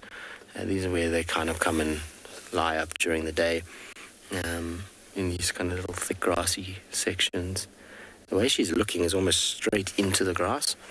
So maybe she's heard something scurrying about in here. Oh, shame, she's wiping her eye now. It's one thing with Insele that you'll see quite a lot is that she often paws at her right eye. It irritates her quite a bit, and so when it's secreting fluid or it's just kind of things stick to that fluid around her eye, she's often wiping at it just to try and kind of keep it clean. What's wrong, girl? I don't see anything, but then again, our eyesight and our hearing is so terrible in comparison to these guys that we definitely are way behind in terms of figuring out what's around. But the way that she's looking to me is kind of into the grass, not over the grass. Often if they're hunting something and it's far away, they have a different angle to their head. Their head just lifts slightly and they kind of look over their nose. Whereas now, she's kind of looking straight down towards the sort of bases of the trees.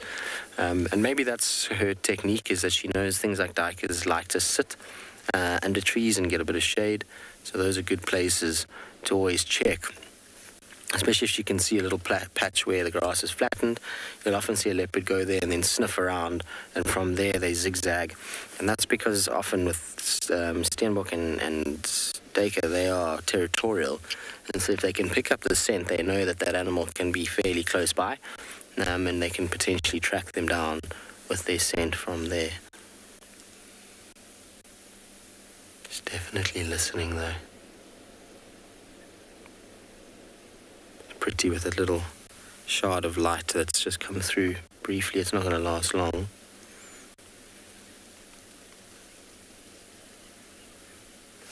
Critter Freak, you say it's great to see Insele again. It's always a treat seeing her. I mean, she's, like I said, not our most commonly seen leopard, although we've had her a lot of late, which has been really nice. I think she's spotted something because she's just changed her whole direction. All right, let's try and just keep up with her. Hopefully we'll be able to spot whatever she spots pretty quickly so that we don't interrupt her whole thing. I must admit, the more I've followed leopards of late,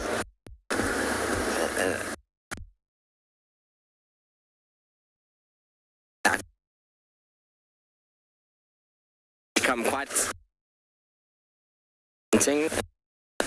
Kind of be very careful of you, interrupt them too much. She goes on quickly. All right, so I'm going to try and keep up with her and see where she goes.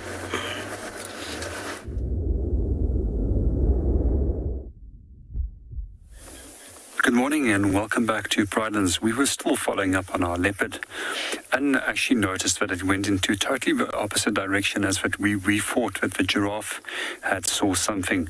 But as that we are walking, we found a large number of elephant tracks, which indicates that there's a breeding herd that has come through this area. But we also found the track of an incredibly large elephant, which would suggest that it's a bull that moved through here. Here, if we look onto the ground, there's some further field signs. This is elephant dung that has been deposited over here by one of these elephants. And when we felt the temperature inside it, it's already been cool.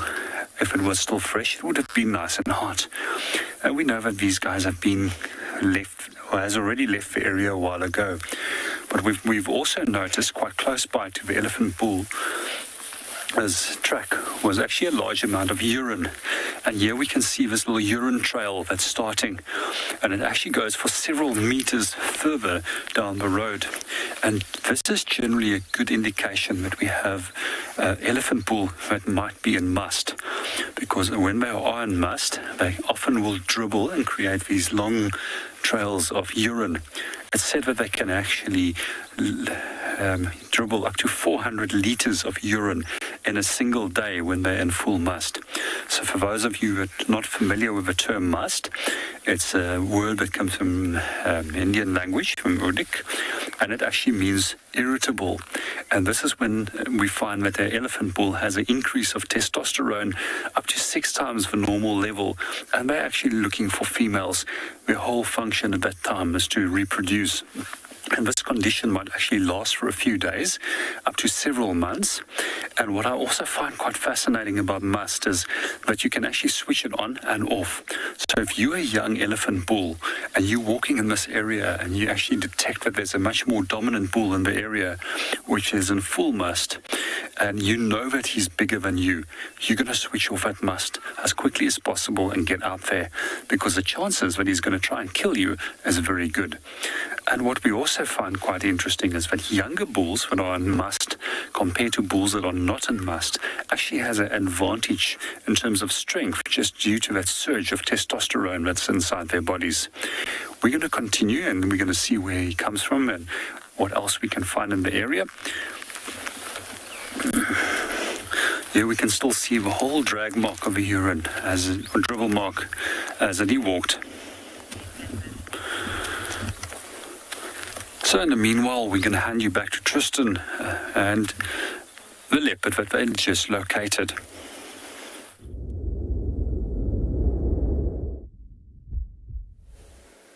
I'm sure JP will find something of interest.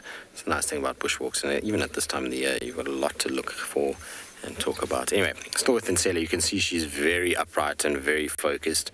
So whatever it is she spotted something that she's keen on hunting. This is typical hunting posture from a leopard. So we're just sitting tight now, and I'll give her quite a lot more room than we have. It might mean that we lose her, as I was saying, in the years that I've been following them of late, I started to get a lot more kind of sympathetic to the fact that we make a lot of noise. When you off like this and you hear them walking and then you start the car and you drive, you realize just how much noise we can create for a cat that's trying to be stealthy. And so when we follow them now, and I know that she's hunting, like I say, we try to give her a lot more of a lead so that she's not right near the car. That way, if anything does see the car itself, they don't spot her, they're looking at us rather than her. And we're a long way from her, and we can then turn off if we see the prey animal and just let her go about her business, and let the prey animal also have an equal opportunity to evade the predator. But look how she's walking. You see how different it is to earlier. You see how those feet are being placed rather than just a casual flick forward of the foot. She's being very, very careful of where her feet are landing, particularly those front feet. And you can hear how quiet it is for her to slink through the grass, comparatively speaking to a car that kind of does its thing and drives. Does anybody else want to?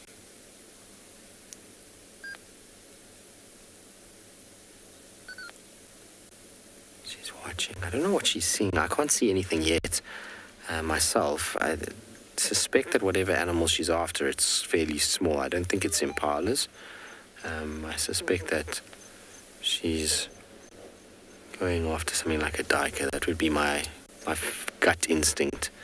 Although her whole walk is now changed again. She's back to just kind of walking along and not being as careful.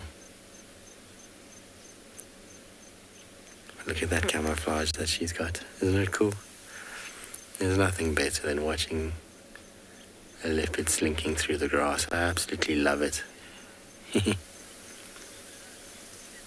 Cantrell's very cool when they look alert, isn't it? You can kind of see that the little hamster is turning the wheel quite heavily to try and kind of get them to where they want to go and what they're watching. But look at how she's zigzagging. You see this?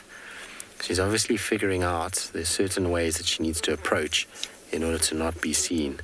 And she's almost like a little ghost in the grass at the moment. I'm hesitant to move, but you can't see her. You know what I'm going to do is I'm just going to go to the right here a little bit.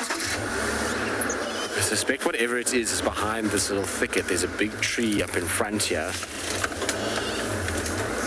And I suspect that that's where whatever it is. Just trying to see. There she is. I can see her head.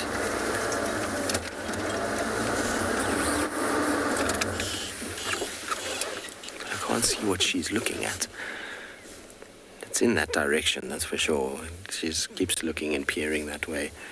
I suspect that, like I said, there's a big marula ahead of her. That's where it seems like whatever it is. Unfortunately, there's lots of bush willows between us and that marula, so can't really see what's beyond it. And that's another thing that absolutely fascinates me with these cats, is how they're able to see that and we're not. You see, she's gone down now. So she's lying down, and this could be because she's now either figured out, wait, I can't get to where I need to be without being seen, or she feels like whatever animal it is slowly walking in her direction, and so she doesn't need to move just yet. She needs to just sit and wait and be patient, and kind of figure out which way that animal is going to cut, and then she can reposition again. So it becomes very much a chess game from now, if there is a prey animal. It could also mean that the prey animal is just getting a little further away from her, and she's just trying to reassess if she actually wants to pursue it or not. That camouflage is amazing, though.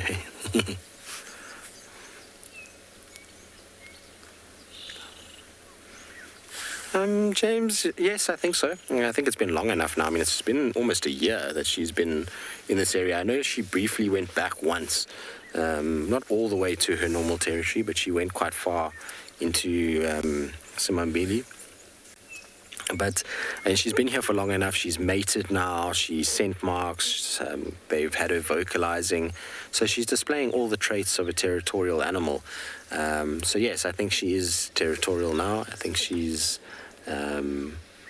become a leopard that now calls this section home. I don't think we're going to see her move again. I'm really, really hoping, though, that she has cubs. Another set from her with the set from Kalamba, and hopefully another set from Tandi, would really serve us well, because it would basically mean that we have a leopard and cubs on 3 of the properties that we traverse, which is, Djuma, Buffelshoek and Torchwood, and that's always a good thing. And if leopards have cubs at a similar sort of time, it means that it also spreads everybody out, so you don't get a lot of pressure on one individual with vehicles and going into that same leopard. As soon as you've got like 3 cubs like that, everybody tends to go to the leopard that's closest to them, and they enjoy spending time with that cub, and so I'm hoping that she has little ones on Buffelshoek, and like I say, in the same time, we've got Kalamba now with her little one, and hopefully Tandi has another set, and then there's even the likes of Kara, Shadulu. We know that Kuchava is going to start mating soon, and Sabui, so there's going to be lots of females with little ones around in the near future, but I really do hope Nsele sets up somewhere close to where we are now. We get to see her with little ones, because that'll be amazing.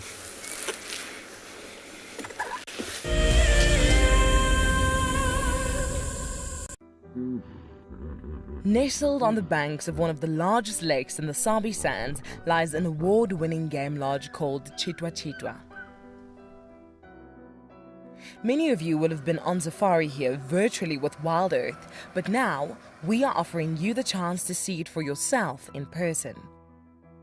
Sign up to be a Wild Earth Explorer before the end of April, and you and a friend could win 3 nights to this luxury lodge. In addition to the unforgettable safaris, you can unwind on the deck, relax in the pool, and even savor the various bush dining experiences. Tswalu's holistic approach to hospitality, with specific emphasis on conservation, will leave you with the very best memories of the African wild. Wild Earth Explorers, it's in your nature. I was quite surprised and excited to learn that I had won the Wild Earth prize for March. My wife and I started watching Wild Earth during the lockdown, just to allow us to get out of the day-to-day routine and enjoy some of the bush sightings. Our favorites, of course, are watching the birds when they show them sometimes, and especially the leopards. That's always nice to see on the show. She will definitely be going with me, and I'm sure we're going to enjoy all aspects of the prize, as we don't get out into the bush often enough. Thank you very much, Wild Earth. My name is Ross, and I'm a field guide at and beyond Pinde Private Game Reserve. I love getting questions from guests on Wild Earth because I love sharing and learning information about nature with new people, and it also makes me feel like you're all joining me in real life. If you want to ask a question on Wild Earth, then you need to register on our website. Once registered, go to our live safari page and submit your question below our live feed. Look at this, the little one is up and about. Certainly hasn't had enough milk at this age. No amount of milk is enough. Oh, Corky. Too sweet. Oh, look at this.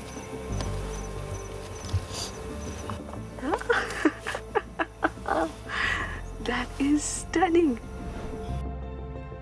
Tune into Wild Earth every single day. It's in your nature.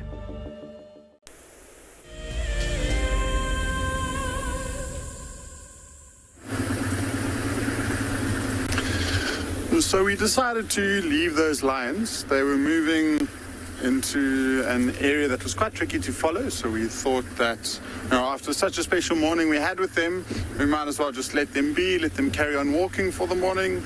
And we are heading across to a large waterhole that's in this area. It hasn't been checked this morning, and it's always good just to swing past a nice big waterhole, especially at this time of year.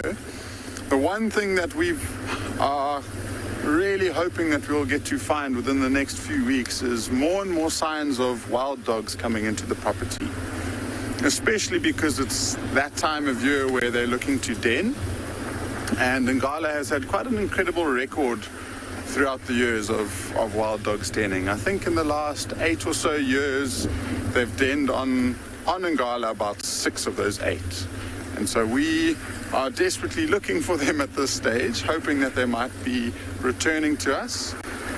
Where we head towards now is an area where they tend to like, because it's quite open, so they can run quite nicely, and it tends to be quite far away from lion activity, which is one of the biggest factors where wild dogs choose to den. And so if they move towards the river and they hear all of that lion activity, they're going to get put off and move away from the area. So we're hoping somewhere in the western part of the reserve they might cross into the property and start looking for suitable termite mounds with big burrows to den inside.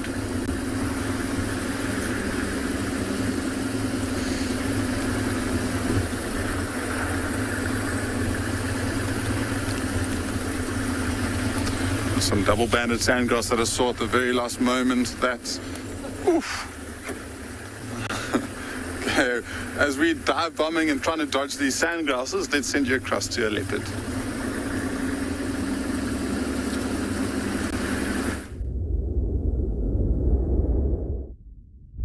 Well, hopefully they are nearby. I think the Pungwe Pack is probably a long way away from where we are now, because where they were yesterday morning, when the collar downloaded, the Talamati Pride arrived very close to that area last night, and so I'm sure the dogs would have heard the commotion with them and left and kind of gone deep into the Mayaleti, so we'll just have to wait until they come back.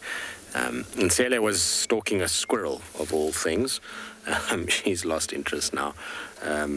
The squirrel is in the tree and just kind of bounding about, but she's not going to be able to get anywhere near that, I'm afraid. Unless there's something else that I haven't seen, but the thing she was watching the most was a squirrel for now. Although every now and then she perks up again and kind of looks and stares. Tristan, come in, please. The squirrel's still in the tree, that's right. Morgan C. Sorry, I just need to use the radio just to get another vehicle towards where we are. Lee, go ahead. Sorry, Tristan, we've gone through that dip past the Insinga sign. When you say two-track, I'm not too sure which two-track you're talking about. Yeah, just keep heading west. You'll see there's a prominent, it's almost like a road that's been cut. Just turn up that road. Okay, thanks. She's still moving. Look at the tail. Isn't the tail amazing? You can see how it's kind of twitching. I absolutely love their little white tails. We get to see them a lot because we're generally behind them when they're hunting. Most prey animals won't see the white tail at all unless they are being told that they're not being hunted. But we see it a lot because, well, it's an expression for a leopard, and so they often twitch that little tail when they're thinking about things. All right, she's off again. I'm going to try and keep up with her. In the meantime, though, let's send you across to JP, who's got a huge mammal on bushwalk.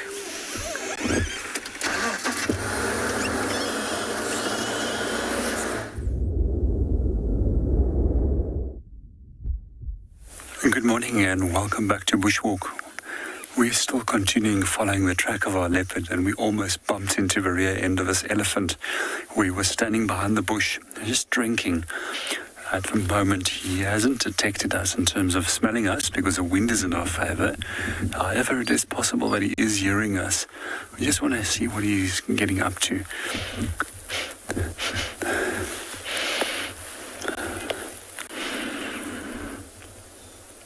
He's not sure what we are, but yeah, he's definitely hearing the voices. But it actually smells like him. That's a must, because I can actually pick up that very strong odor. So we're just going to move out of the area just to avoid that he potentially can make trouble. So we're just going to slowly back off and see what he gets up to, because it now sounds as if he's really focused on our sounds, and we just want to be dead quiet. I don't have very good eyesight, so he's most likely not seeing us at the moment.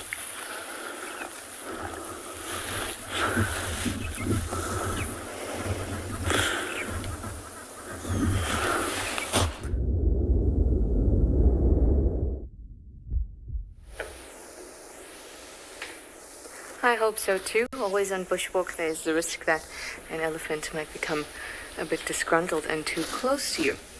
So I'm glad that they're being very safe. Here we've got this Egyptian goose. Very reliable creature. Will always be around.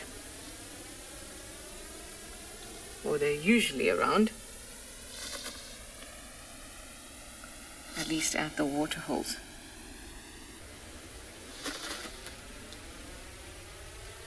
I was hoping that its partner would come and join it, because they're usually together.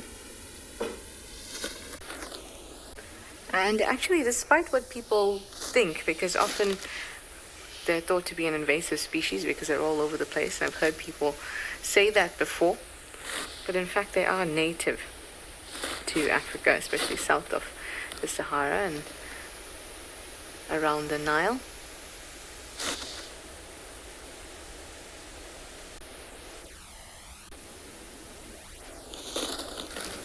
But there are a few invasive populations in parts of Europe and the US, as well as New Zealand.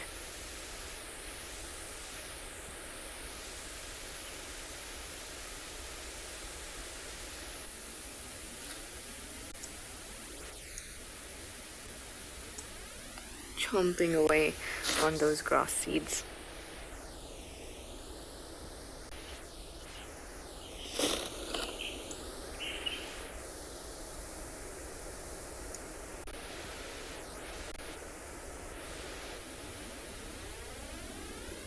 I really like their bowls. It looks very rubbery. And that's just perfect for picking seeds.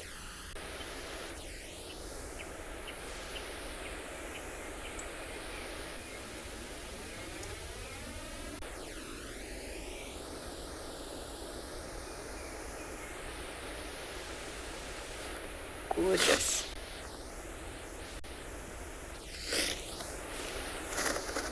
Ingrid, that is an excellent question. We'd like to know, how do invasive plants get across continents? They have to travel on something.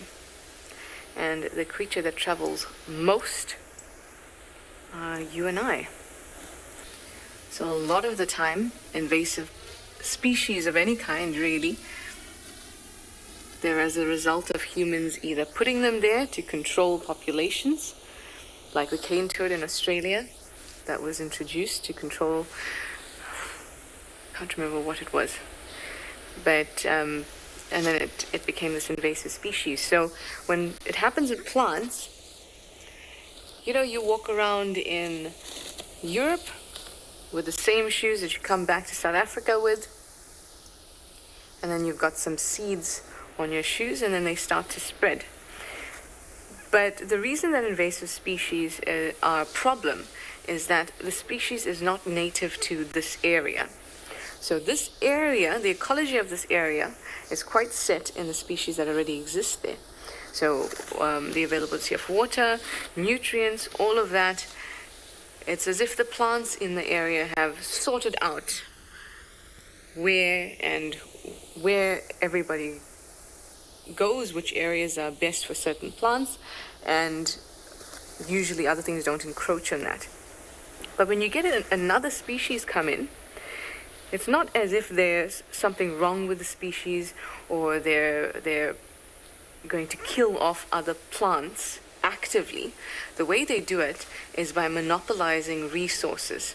And that's because this area, the ecology of the area, is so set and used to the way that it has been over the years, that when a new species comes in and it has slightly different adaptations, slightly different preferences, it can now pull more water than the plants that were in the area can. And that's how it passively kills off native species when invasives come in.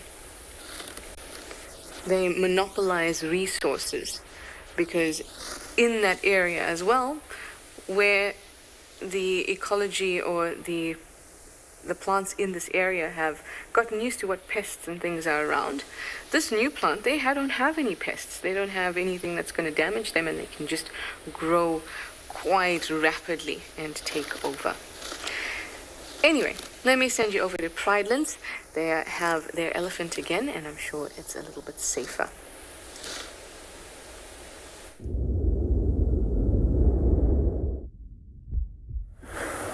Welcome back to Bushwalk. We're not going to talk a lot, and we're going to really just be at a whisper.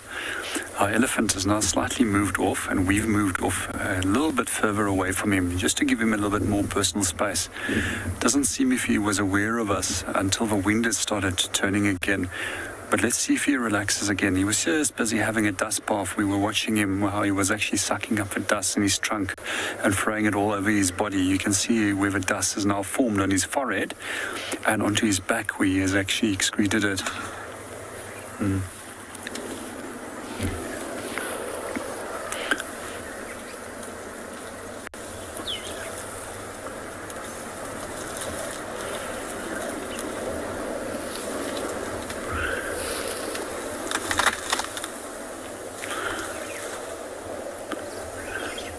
What we're watching for at the moment is to see if he's actually really eating or if he's pretending to eating. Quite often when they do become aware of something, although they're not 100% sure what it is, because where we stand he can't see us, they possibly can start pretending to eat, but then they try and focus on you. So they're giving you this idea that they're busy eating, but actually they're trying to see what you are or determine what you are by means of smell or hearing.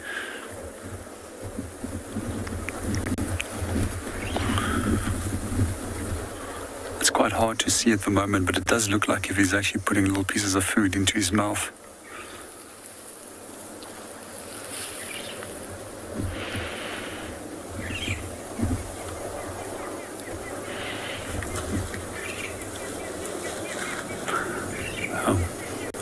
It's amazing to watch how he uses that trunk, and he just simply rips off the leaves, strips it off, and then he pushes it back into the mouth.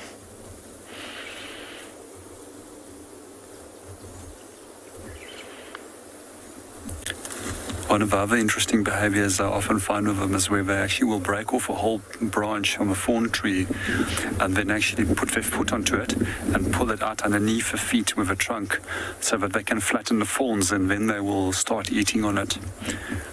And meanwhile, we're going to hand you over and see what the others have up on offer.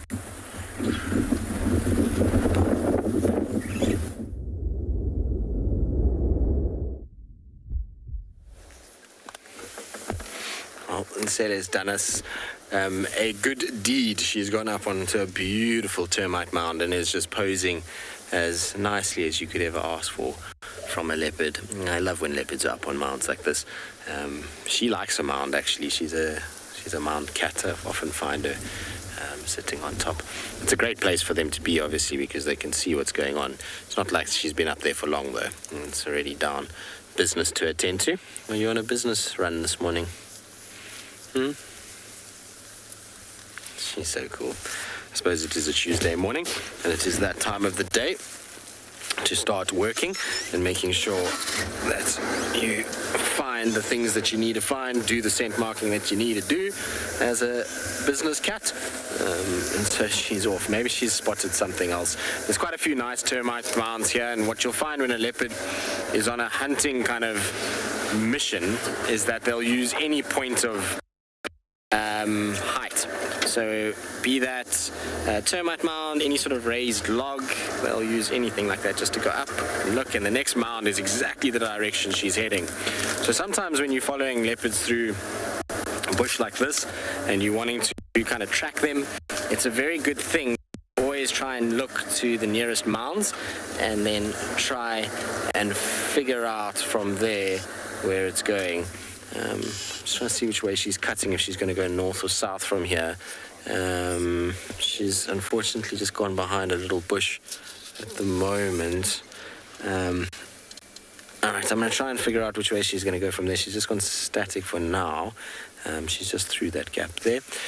In the meantime, though, let's send you across to Trish at the dam.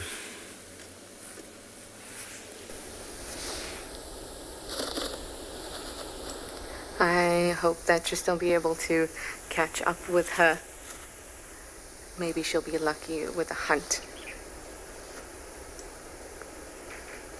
Here I'm still hoping that some elephants will come down myself. I was so happy yesterday when those elephants were at Twin Dams. I've been waiting for that for such a long time. Now, a lot of you were asking about if I figured anything else out about the cocoon that we were looking at yesterday. I got a message from a viewer who sent me the yellow and black dauber wasp information and some pictures of the cocoons. And then I had a good look at them. While they did look a little bit similar, I'm still convinced that it's a kind of moth. And that's because of the opening bit of the cocoon, the top of the cocoon, had the shape that is usually associated with a moth's cocoon. Although it was interesting to note that even the dauber wasps, the mud daubers, they they actually do have some silky strands in their cocoons. However, it was not to the extent that I had seen with the ones that I showed you in the Mawati, the mystery cocoon. Well, what I might do is I go back there when I'm back on drive and get one of the empty ones and see if we can cut it up and see what's.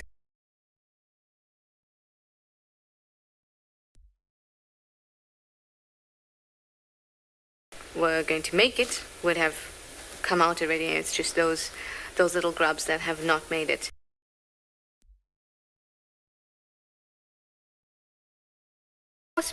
Maybe it is a moth. We'll just have to find out. I love little investigations like that out in the bush. Here we have a Burchell starling.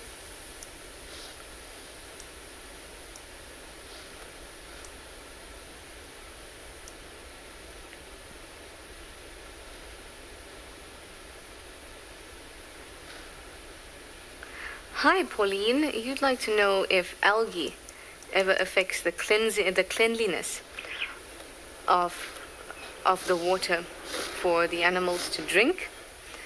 It certainly does affect the quality of the water, but not the cleanliness. So algae is not dirty. It's an important part of any water system, any aquatic system. Look at these two. It's very important. It also provides a food source for lots of the invertebrates that live in the water. But if there's too much algae, like an algal bloom, it can cause the water to be anoxic. So too much oxygen has been used up by the algae or cyanobacteria, and there's too much carbon dioxide in the water. So the balance is important.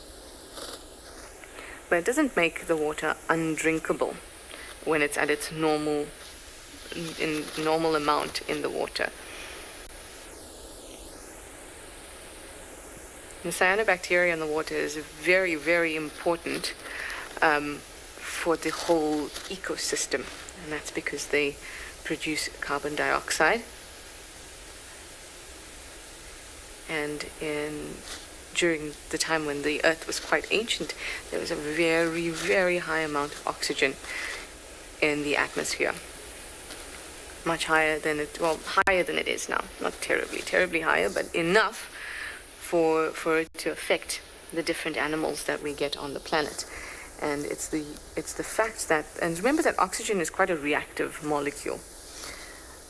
And most of the creatures that were on Earth, the first forms of life, did not use oxygen. Oxygen was a toxic gas. So when cyanobacteria started to produce carbon dioxide, it meant there was less oxygen in the earth, in the atmosphere, because they were starting to respirate and use the oxygen. And it allowed the diversity that we've seen since then to exist. So it is very, very important. Goodbye, starlings.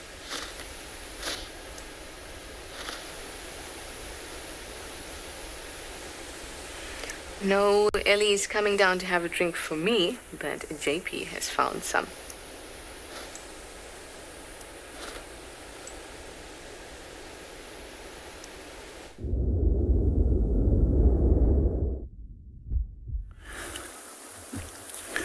Good morning and welcome back to Bushwalk. We just managed to move around our elephant and we went up onto a higher embankment so where he can't detect us. When we also moved because the wind started swirling so that he couldn't smell us either. He's now relaxed and come down back to the river for another drink. Let's watch him for a bit and see what he gets up to.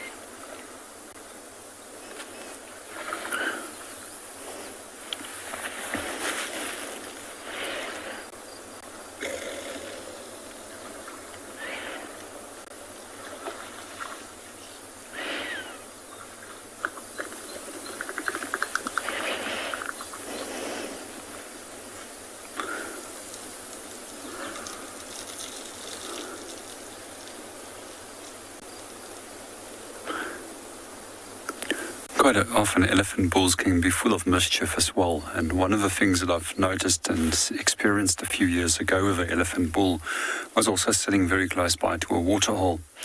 In that case, we were in a vehicle and we were some 3 or 4 meters away from him on an embankment when he decided to he actually decided to approach us and then went to go and drink. The next moment, he decided to suck up a few liters of water and try and spray it at us. I've also seen them in the past doing that towards other animals such as impala. I personally believe that elephants do sometimes have a sense of humor. A few years ago, we stopped for a sundowner stop with our guests in the late afternoon, as it normally is with safaris. A few gin and tonics was packed out, and a few beers and a number of other drinks, and our table was absolutely beautiful. And the next moment, this elephant decided to come out of nowhere and straight towards us. We then got back into the vehicle and he gave us a little bit of a chase, so we gave him a lot of space. He then went to our table, smelled the different drinks and the snacks, started picking up the cooler box lid, flapping it up and down, and eventually left. Okay, then there was less of him again, and we moved closer to come and fetch our drink stop, and then suddenly he came out of nowhere again, straight back towards the table. And he repeated this behavior 3 or 4 times. Eventually we managed to outsmart him at some point, grab our cooler box and our tables, and then he came running after us.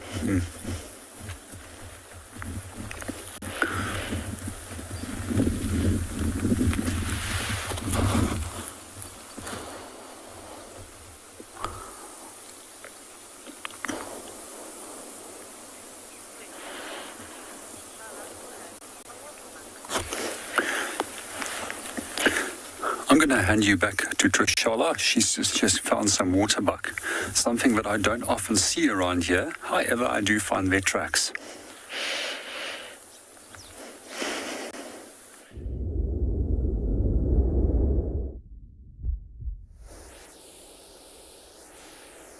Yes, these waterbuck are quite large antelopes and are not very far from water, not usually found very far from water. They're all going into the drainage now. It was a nice little family. Just beautiful. Look at this male trying to figure out, where can I go down?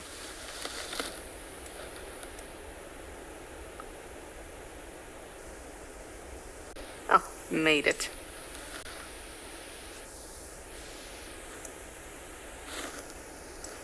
From the antelope, they're definitely on the larger side. About 250 kgs for the males, a little bit lighter for the females. And their calves are quite heavy when they're born too. Definitely one of the antelope on the heavier side. I'm just checking now if they've come out on this end anywhere.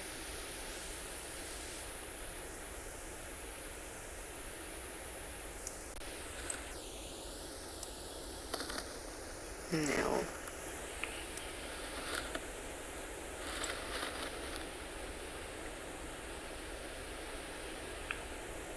They're really robust looking antelope, and more often than not it's a lion that will take one of them down. I remember the Nkuhumas taking a waterbuck kill. It must have been quite long ago now, actually.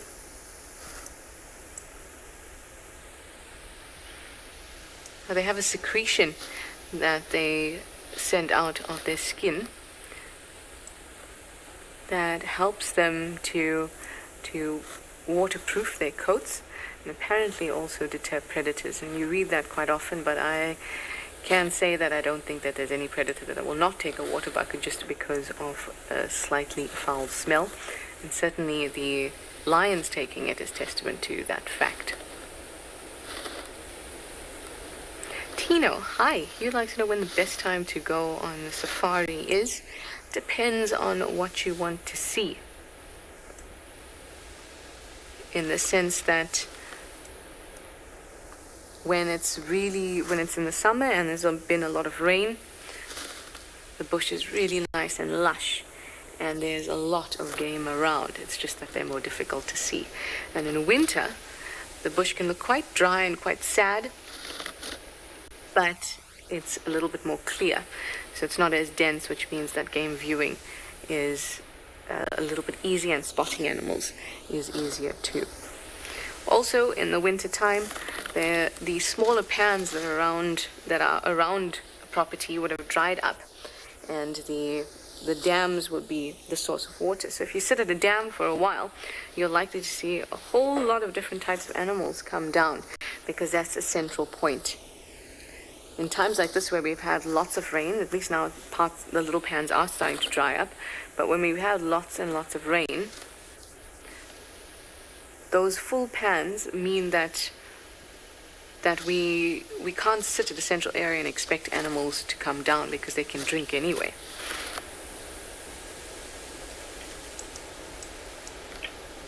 So maybe, actually spring would be a good time, because we'll start to get a little bit of rain and the temperature will be nice in the mid to late 20s. So it won't be cold, but you'll still have the availability of the dams and the sparseness of the bush to assist with game viewing.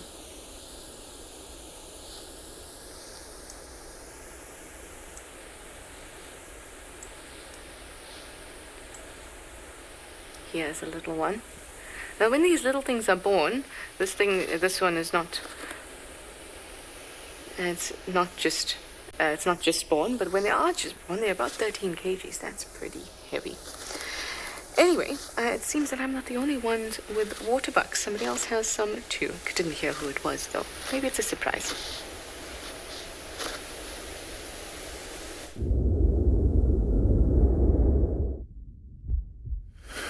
We have come to the waterhole that I wanted to come and have a look at.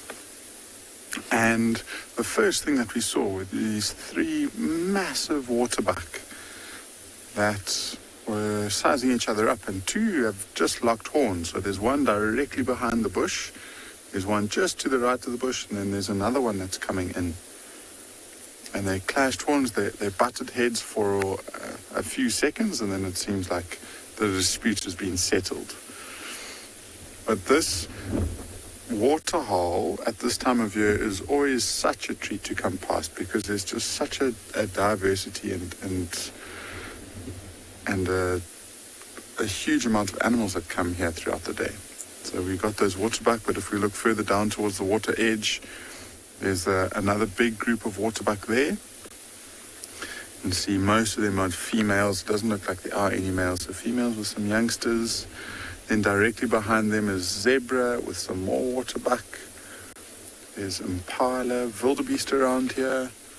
I wouldn't be surprised if a warthog was somewhere in the grasslands.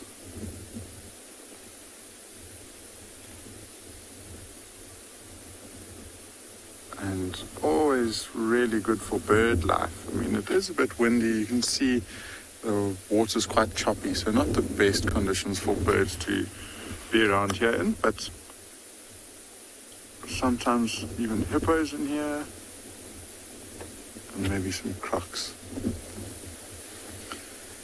I think one of the reasons why these animals are so happy to be here is because of this big open grassland between the water's edge and the dense bush on either side. So they can lie next to the water.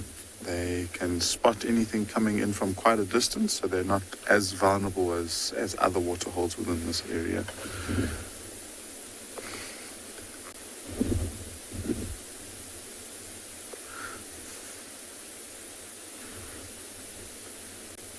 And for this time of year, it looks like it's holding water very well. It's the most water I've seen in it at this time of year in the past 3 years. So hopefully it stays a similar amount of water. The waterbuck look like they're facing up to one another again. Or the one was. They're backing away.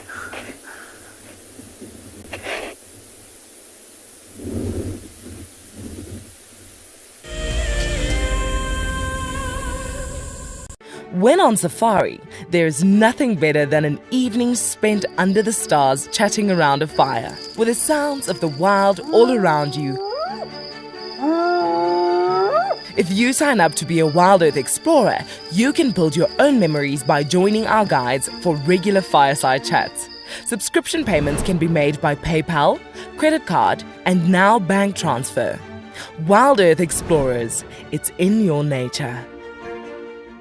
So in 1998, we had this idea to go and put a live web camera on a waterhole somewhere in the Sabi Sands next to the Kruger National Park. And I approached just about every single landowner and everybody thought I was completely crazy until I met Yuri and Pippa Moorman. We thought it was definitely a fun idea and a worthwhile thing to experiment. And it immediately became a runaway success. And it gave people all around the world the opportunity to watch a little piece of Africa day and night. Back in 1998, it was the very early stages of the internet. And all we were able to do was to get a 30-second refreshing JPEG out of that camera. But over time, what we began to do is focus more and more on trying to develop this concept of giving people the opportunity to go on safari. Even though we live just 500 meters up this hill, we still put the camera on to see what's happening. Absolutely, we watch it ourselves. I love being a camera for Wild Earth. The animals coming right up close to you, especially like lions. Sometimes you get nervous, but you have to go with the flow. My favorite animal to film is the elephant because of how big it is. But when it's really up close to you, it's one animal that you would say, I really respect you.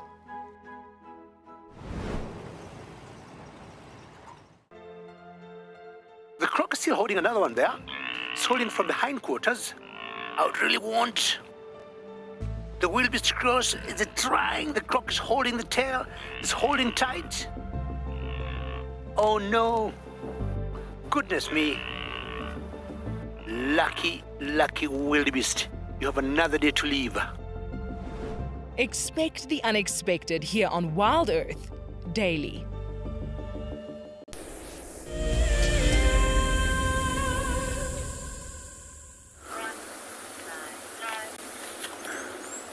Good morning and welcome back to Bushwalk. We're just admiring the damage that our elephant bull has created around the dam. He's pushed over a number of different trees, and here we can see where he was using his tusk to actually chisel off the bark so that he could get to the inner bark of this tree. And that is precisely where all the nutrients is, as that the outer layer as that we see over here is actually dead and has no nutritional value. So what I did is I pulled off a few little pieces of the bark that he has left for bass behind, and I just would like to show you how we can actually make rope from this. So one of the strands I will normally take and I will roll it over my leg, and then I will create 2 or 3 more of these little segments until I've got what I want. So normally the end product is starting to look like this, and let me quickly show you what we do. So then I will splice several pieces and then I will start plaiting it, and this is pretty much the technique that we will use.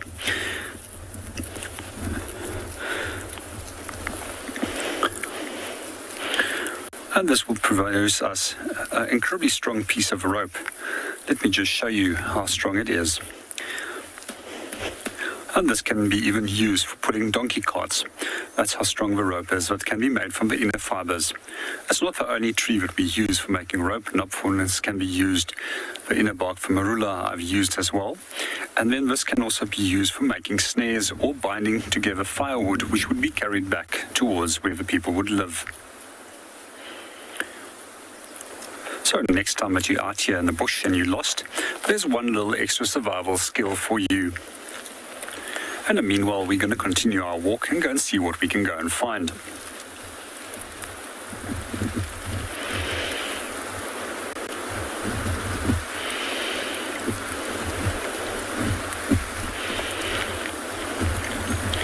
And meanwhile, we're going to hand you back to Ngala and see what they have located.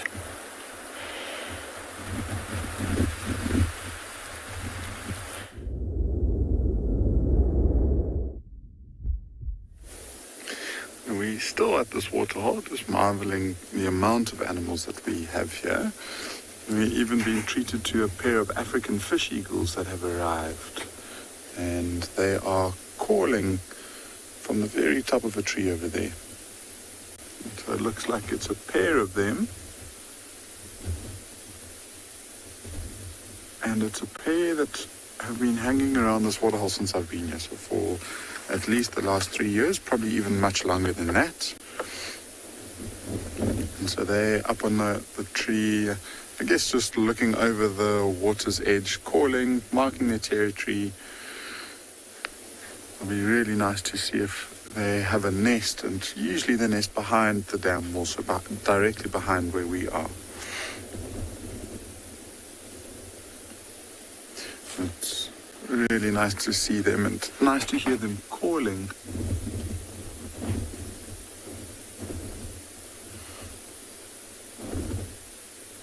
And the weather's changed a bit, or quite a lot actually, in the last little while.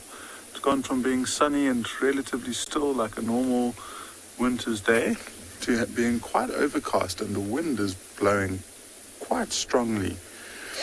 And as a result, because the wind is so strong, it's going to hinder these animals when they're trying to listen out for any potential threats coming. And one of the safest things to do is to come out into a big open area like this. And just having more species condensed together, so having that zebra and wildebeest group is quite clever.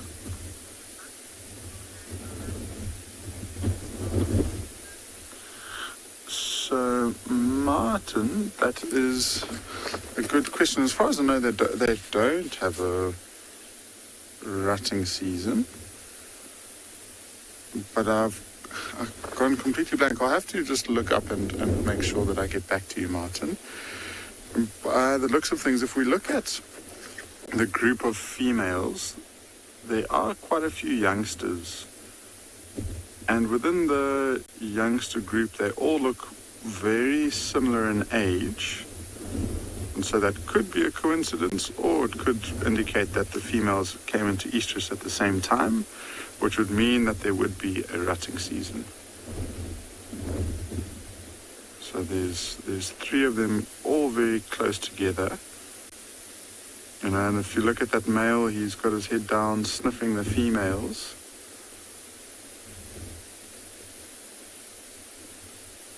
Yeah, so I guess there could be, but I will have to double check.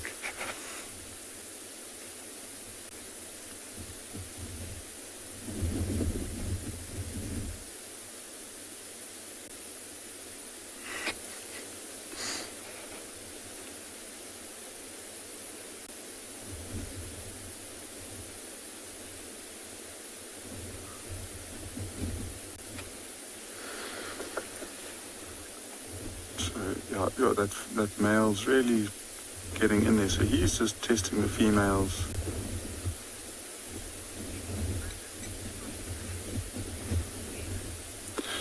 Caleb, I mean, all of these herbivores that we see together, they're not going to actively protect one another. The way that they in a way help each other out is by alarm calling at a predator. And so if one species alarm calls, the other species will recognize that and try and focus in on what the other species is alarm calling at. And in that way, they help each other out. But a waterbuck is not going to help a zebra defend a zebra against a pride of lions. If anything, you might find the females of the same species, if there's a youngster, might try and drive off the threat. Particularly in this instance with zebras, the females will do their best to try and drive off the predator if they've caught one of the youngsters. And the stallion especially might help too. But you're not going to see different species helping one another out.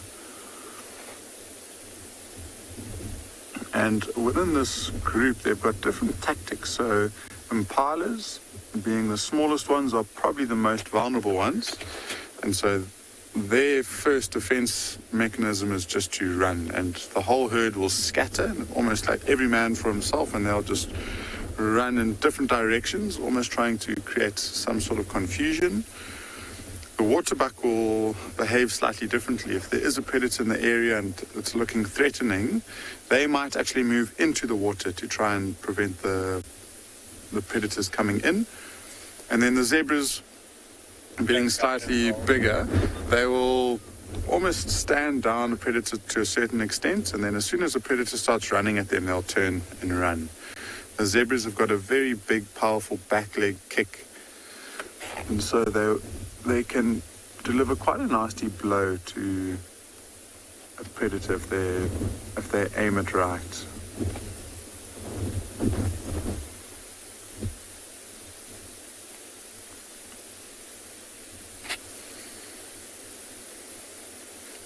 Nice view of that big bull waterbuck coming down to drink.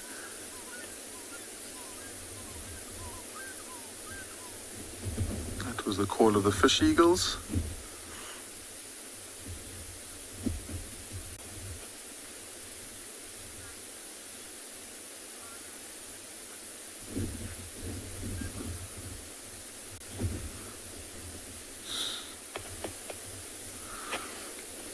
And so this is a really, really nice waterhole to come to, especially in the winter time.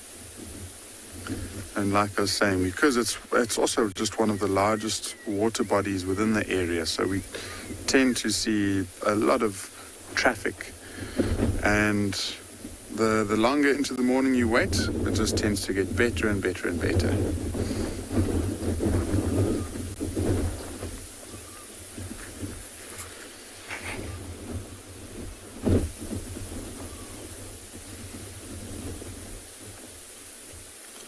I'm just scanning into the tree line, expecting to see maybe an elephant bull coming down after feeding through the morning. It would be crazy cool to see a big herd of buffalo in this area. It's a species that we haven't seen in a long time here on Ngala. We used to have quite a almost consistent view of nice big herds of buffaloes coming through, but since we've had quite a few dry seasons and the buffaloes have split up, we haven't seen the large numbers like we had 4 or 5 years ago.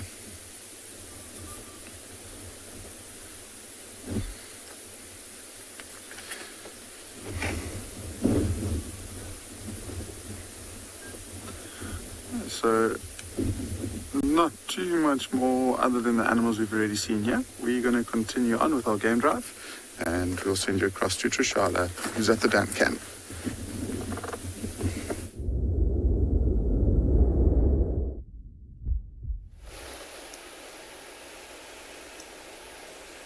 Well, I've found a pied kingfisher that's giving me a lot of grief, trying to get to it and focus on it, and by the time I do, it's off again. I think I've lost it now.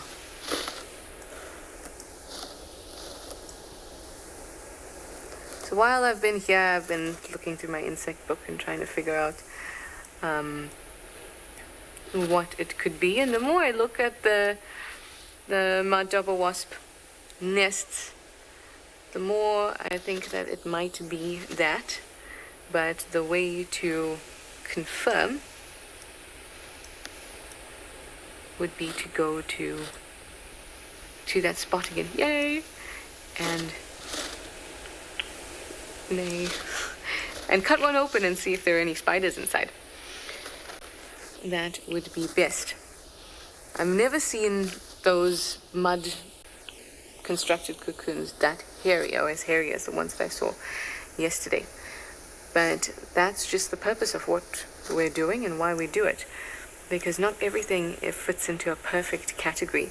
Sometimes things are a little different. Sometimes animals and insects use what is best for them, what's the most available resource at the time. So some of the nests might look more silky and hairy at one point and more muddy at a different point. So we'll go find one, open it up, and see exactly what we've got there. That's the best way to learn as well.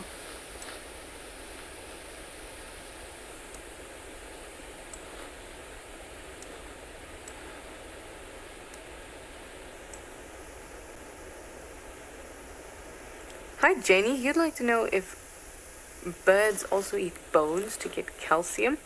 Well, they don't have the luxury of being able to pick and choose what they swallow.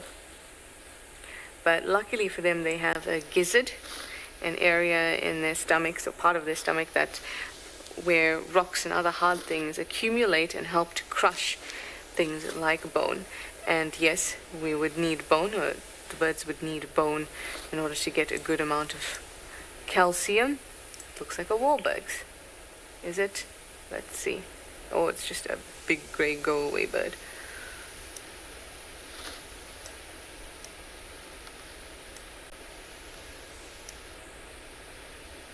And it's gone. So they certainly need to get some calcium, and bones are a great source of calcium.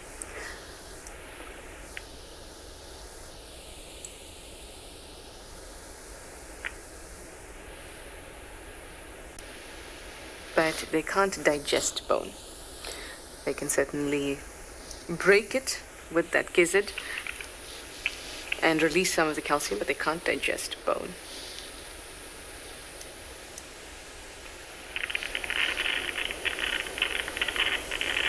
That lovely talent is left to the hyenas.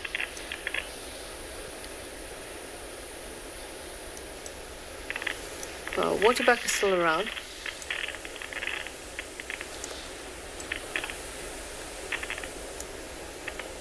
They look a little bit nervous. Oh, there's the pied kingfisher. As the waterbuck should be in this weather, especially with youngsters.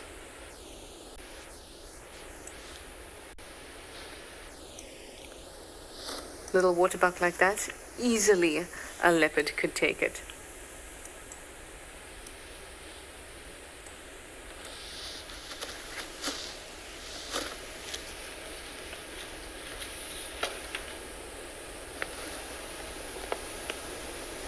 Very nice. Lisa, you'd like to know what different grasses on Djuma and what animals feed on those grasses. So, if an animal is a grazer, they might have preference for a certain grass, like a grass with high nutritional value.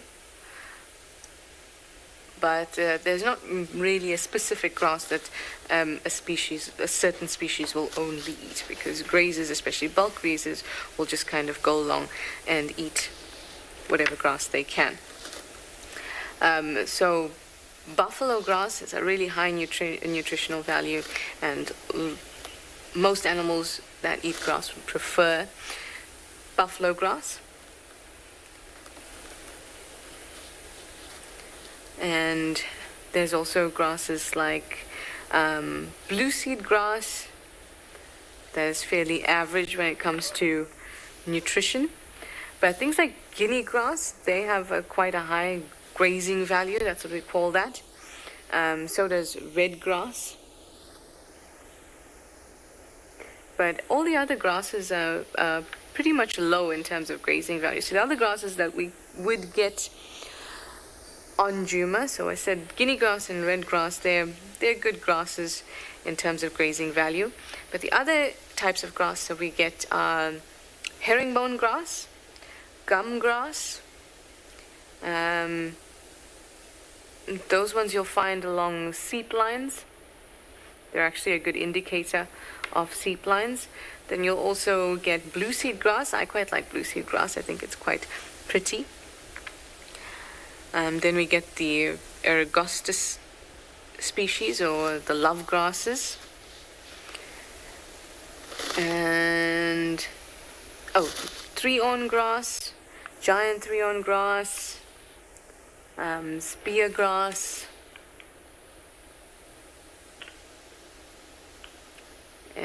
carrot seed grass and tall red tops. Carrot seeds, they're the ones that get stuck in your socks as you walk along when you're doing bushwalk. Terrible things. Very uncomfortable when they get stuck in your socks.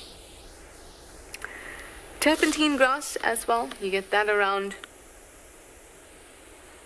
But the ones that I've mentioned last, those are not particularly tasty or palatable to the animals, but grazers will still eat them. Animals like Egyptian geese, They like eating the seeds of grasses. So those with obvious nice big seeds, they'll go after those.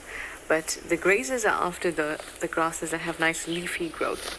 It's because that's the ones that'll be high in sugars from photosynthesis. Grasses that grow around the dam, which would be of many different species, but the ones that grow around the dam tend to have a higher salt content. And many animals will seek that out to supplement the salt in their diet.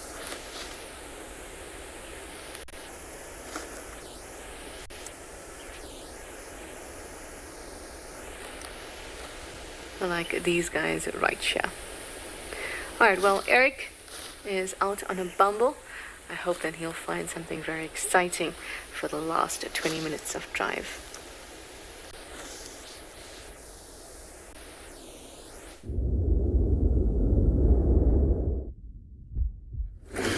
No pressure from Trishada's side.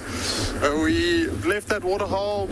I think we watched a few interesting behaviors between every different animal, and we are now basically bumbling back down towards the riverbed.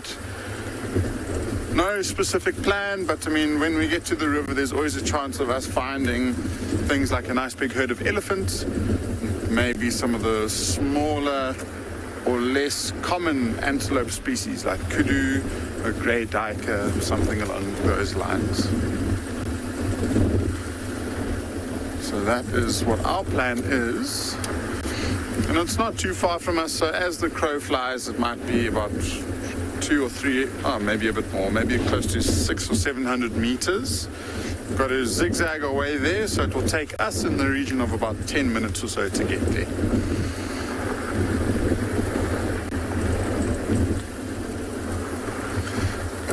See, I think with all of this weather, it's been such an interesting morning to watch lions. So lions, not all animals have territories. So I just mentioned elephants for an example. They've got a home range, so they tend to wander throughout the area. And they, so they don't protect and defend a specific part of the game reserve. And it's the same with many different other animals. The female cheetah, they've also got a home range that they move around in. And the wild dogs that I mentioned have also only got a home range and not an active territory. So there are quite a few different species that do not have territories. The ones that do have territories that stand out are the cats. The majority of them, so lions, both male and female, leopards, both male and female, and then cheetah, only males. And then the smaller cats will also have a territory. Hyenas, they've also got territories, so there's quite a few different species that have got territories and quite a few that don't. And I think it just depends on their lifestyles. You know, elephants, they need to move big distances where they can find different grazing or browsing areas as well as different water sources. So they wouldn't be able to actively defend such a large area. Whereas lions, they don't need to move as much, so they can protect a specific spot where they feel safe to give birth, to mate, to hunt within that certain area.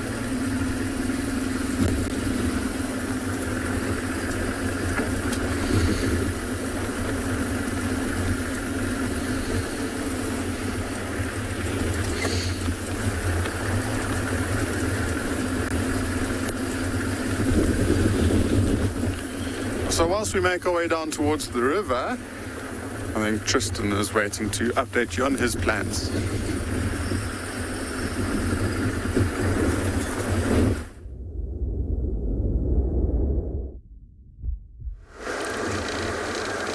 Well, hopefully Eric will find maybe some spots on the river. That would be nice to see one of the Ngala leopards. There's lots of beautiful cats that are in that area.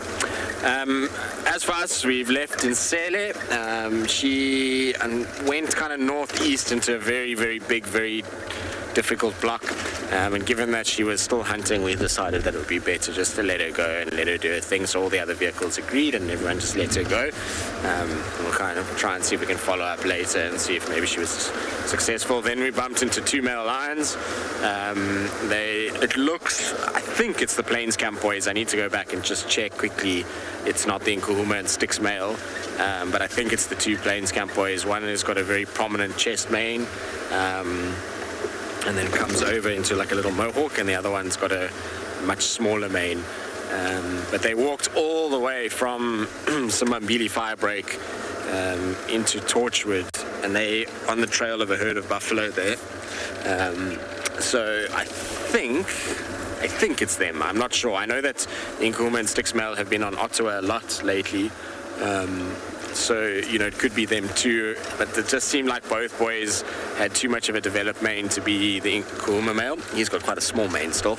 I saw a photo of him about 2 weeks ago, and his mane was still quite little.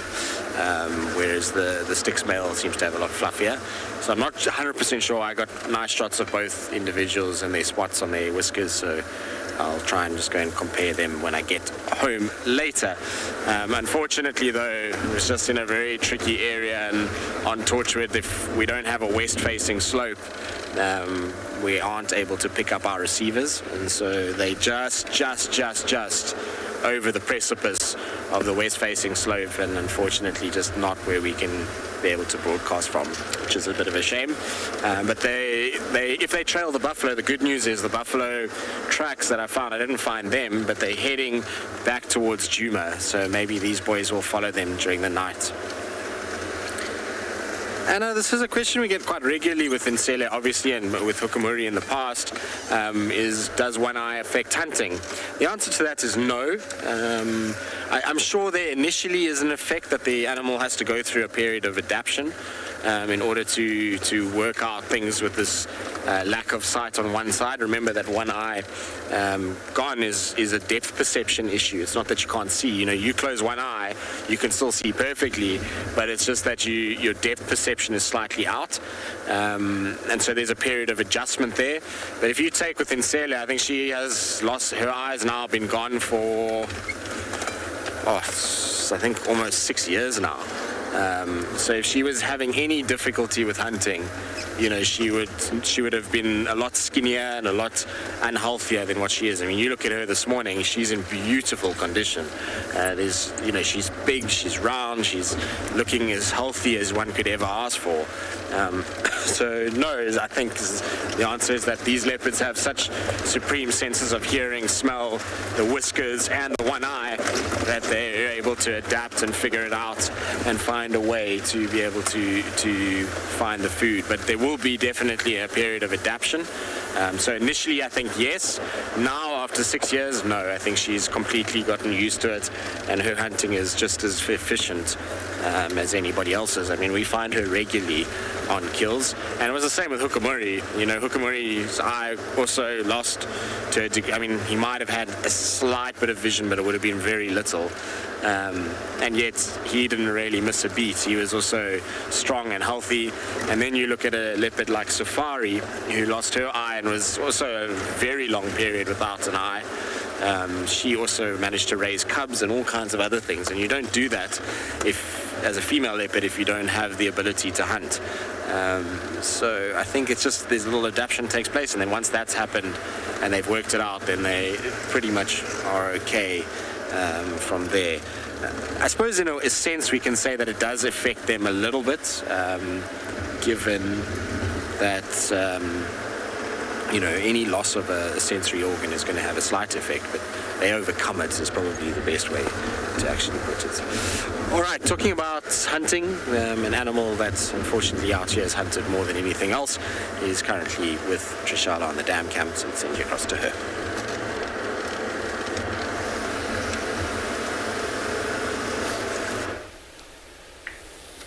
They are with me on the dam cam, looking mighty nervous, and they've got a good strategy. Hang out with the waterbuck.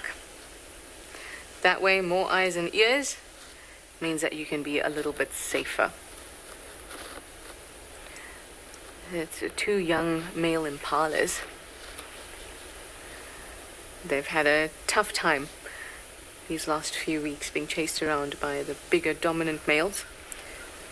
But now they've found a bit of solace in forming bachelor herds of young males that have no chance of competing with these older males.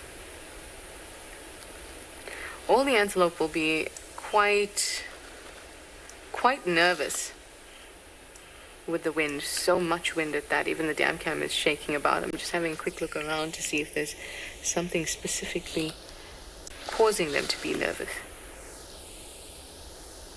Apart from the wind, of course.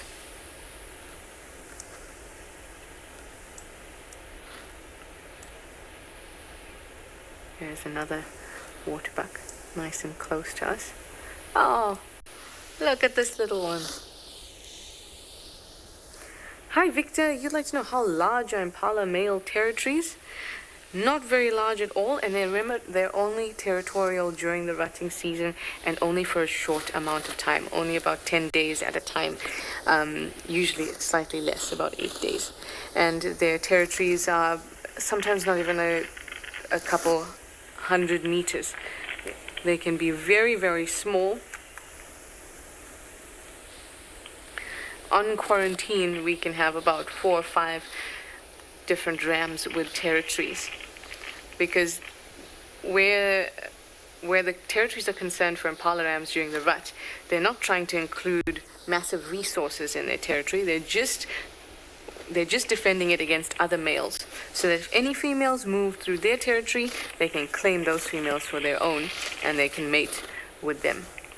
So their territories are very small during this time, not a kilometer squared or anything like that. Very, very small, just 100 meters or less.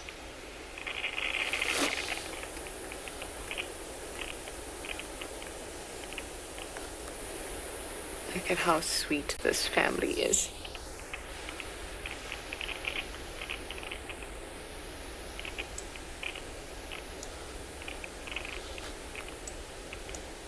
So I've just come out from the drainage.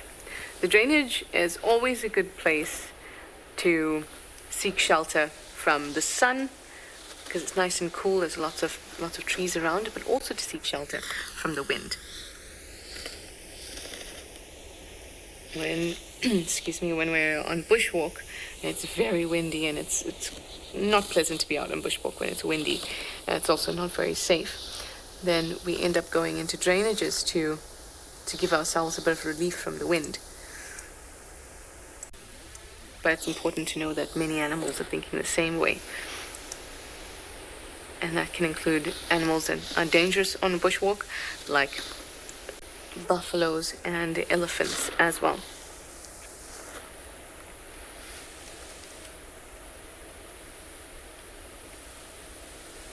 Hi Adrian, that's a good question. You'd like to know if territorial hippos chase young male hippos out of the pod?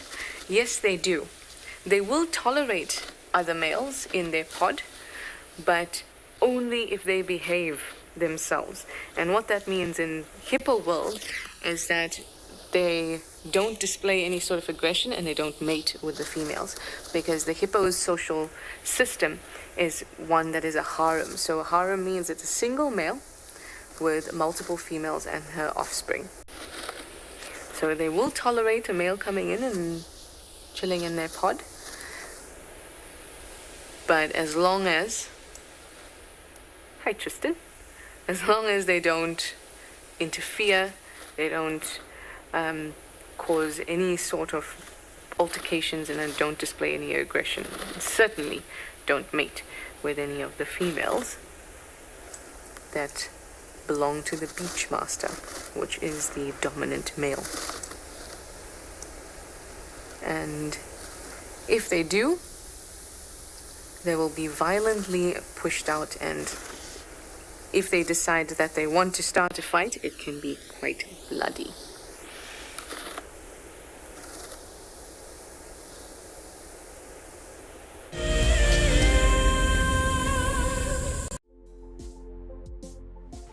On the 27th of April, Wild Earth will be turning 14 years old, and we wouldn't be here if it wasn't for all of you.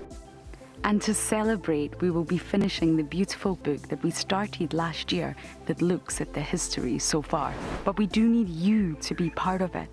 Please submit your most memorable sighting, or what Wild Earth means to you, or even just your name and a comment to be included inside the book.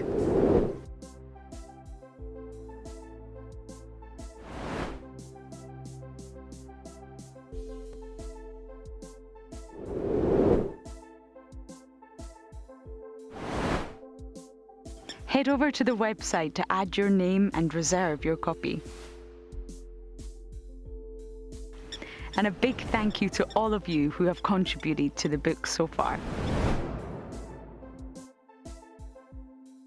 For many years, Wild Earth has taken viewers from around the world to the Mara Triangle, a place of majestic beauty and abundant wildlife. But it wasn't always like this. Before 2001, it was infested with poachers. Illegal harvesting and hunting was rife. Now the situation couldn't be more different. The hard work and dedication of the Mara Conservancy has revolutionized this magical land. But now, the loss of revenue from tourism has created a grave crisis. The Mara Conservancy needs help if they are to continue protecting the reserve and supporting the local communities whose livelihood depend on its survival.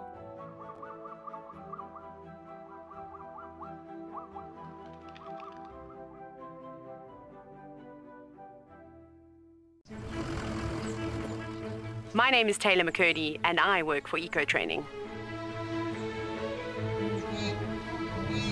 I love hearing from all of the viewers. However, I particularly enjoy those of you who have been watching for a few years. Your questions are just so advanced and they really get me thinking.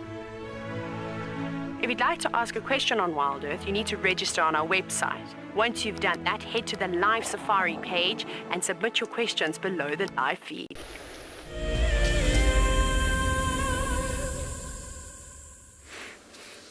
Well, there's a poor female that is being absolutely harassed by two males that are busy fighting over her. She keeps getting clattered into and mounted without her approval, I think. And what we've just seen right now is one male lose to another male. He was busy mounting that female and he's been chased off by a different male now. And she's now stuck with a different guy. Now let's see if he mounts her. And the other one was trying to mount her non-stop. He's walking towards where she is. It's maybe he will, maybe he won't. Yes, boy, we see that you've won. Just telling everybody that he's got himself a female. He's watching where the other male is gone now. Shame, boy, did you just get thrown out of your session? There we go. There we go. No, boy, you got to do better than that. I'm afraid that's a half-hearted attempt. And he's so worried about the other male, he's actually not focusing on the fact that he actually needs to mount her properly. You see? Yeah, he's going to come and chase this other male. He's in front of us. These guys make me laugh. Yeah, the one's running away now. This poor female, she's like, can we just get this done already so that I can go back to the herd and stop this nonsense? All right, well, these guys are busy trying to procreate. I just came to quarantine because I was just checking to see if there's any sign of this leopard coming out. So far, nothing. Rexon checked in the camp. He couldn't find anything there. So she's somewhere around. We just got to kind of keep looking, and hopefully this afternoon we'll get a bit of luck. Maybe there'll be some alarm calls or something that will give away her presence again. But even if she is in there, the chances of getting a car anywhere near her is pretty much zero. In that particular section, so we'll just try and figure it out later. Like I say, I'm pretty sure it's Kalamba that's there. I'd be very surprised if it isn't her that's milling about in and around the camp. It's quite common for a leopard to use that as well as den site, so exciting, but also got to just keep an eye out and make sure everybody is aware of it and careful around that area. But lots of promise for this afternoon. Hopefully we'll be able to pick her up as we go. I hope that you've enjoyed this morning. Hopefully there was a bit of something for all of you, between JP on Bushwalk and Eric at Ngala and Trish on the dam cam and Juma giving up some spots, which is always a nice thing. Seems like there was a little bit of something for you all. But from all of us, it's been an absolute pleasure, and we'll see you all this afternoon on our sunset safari.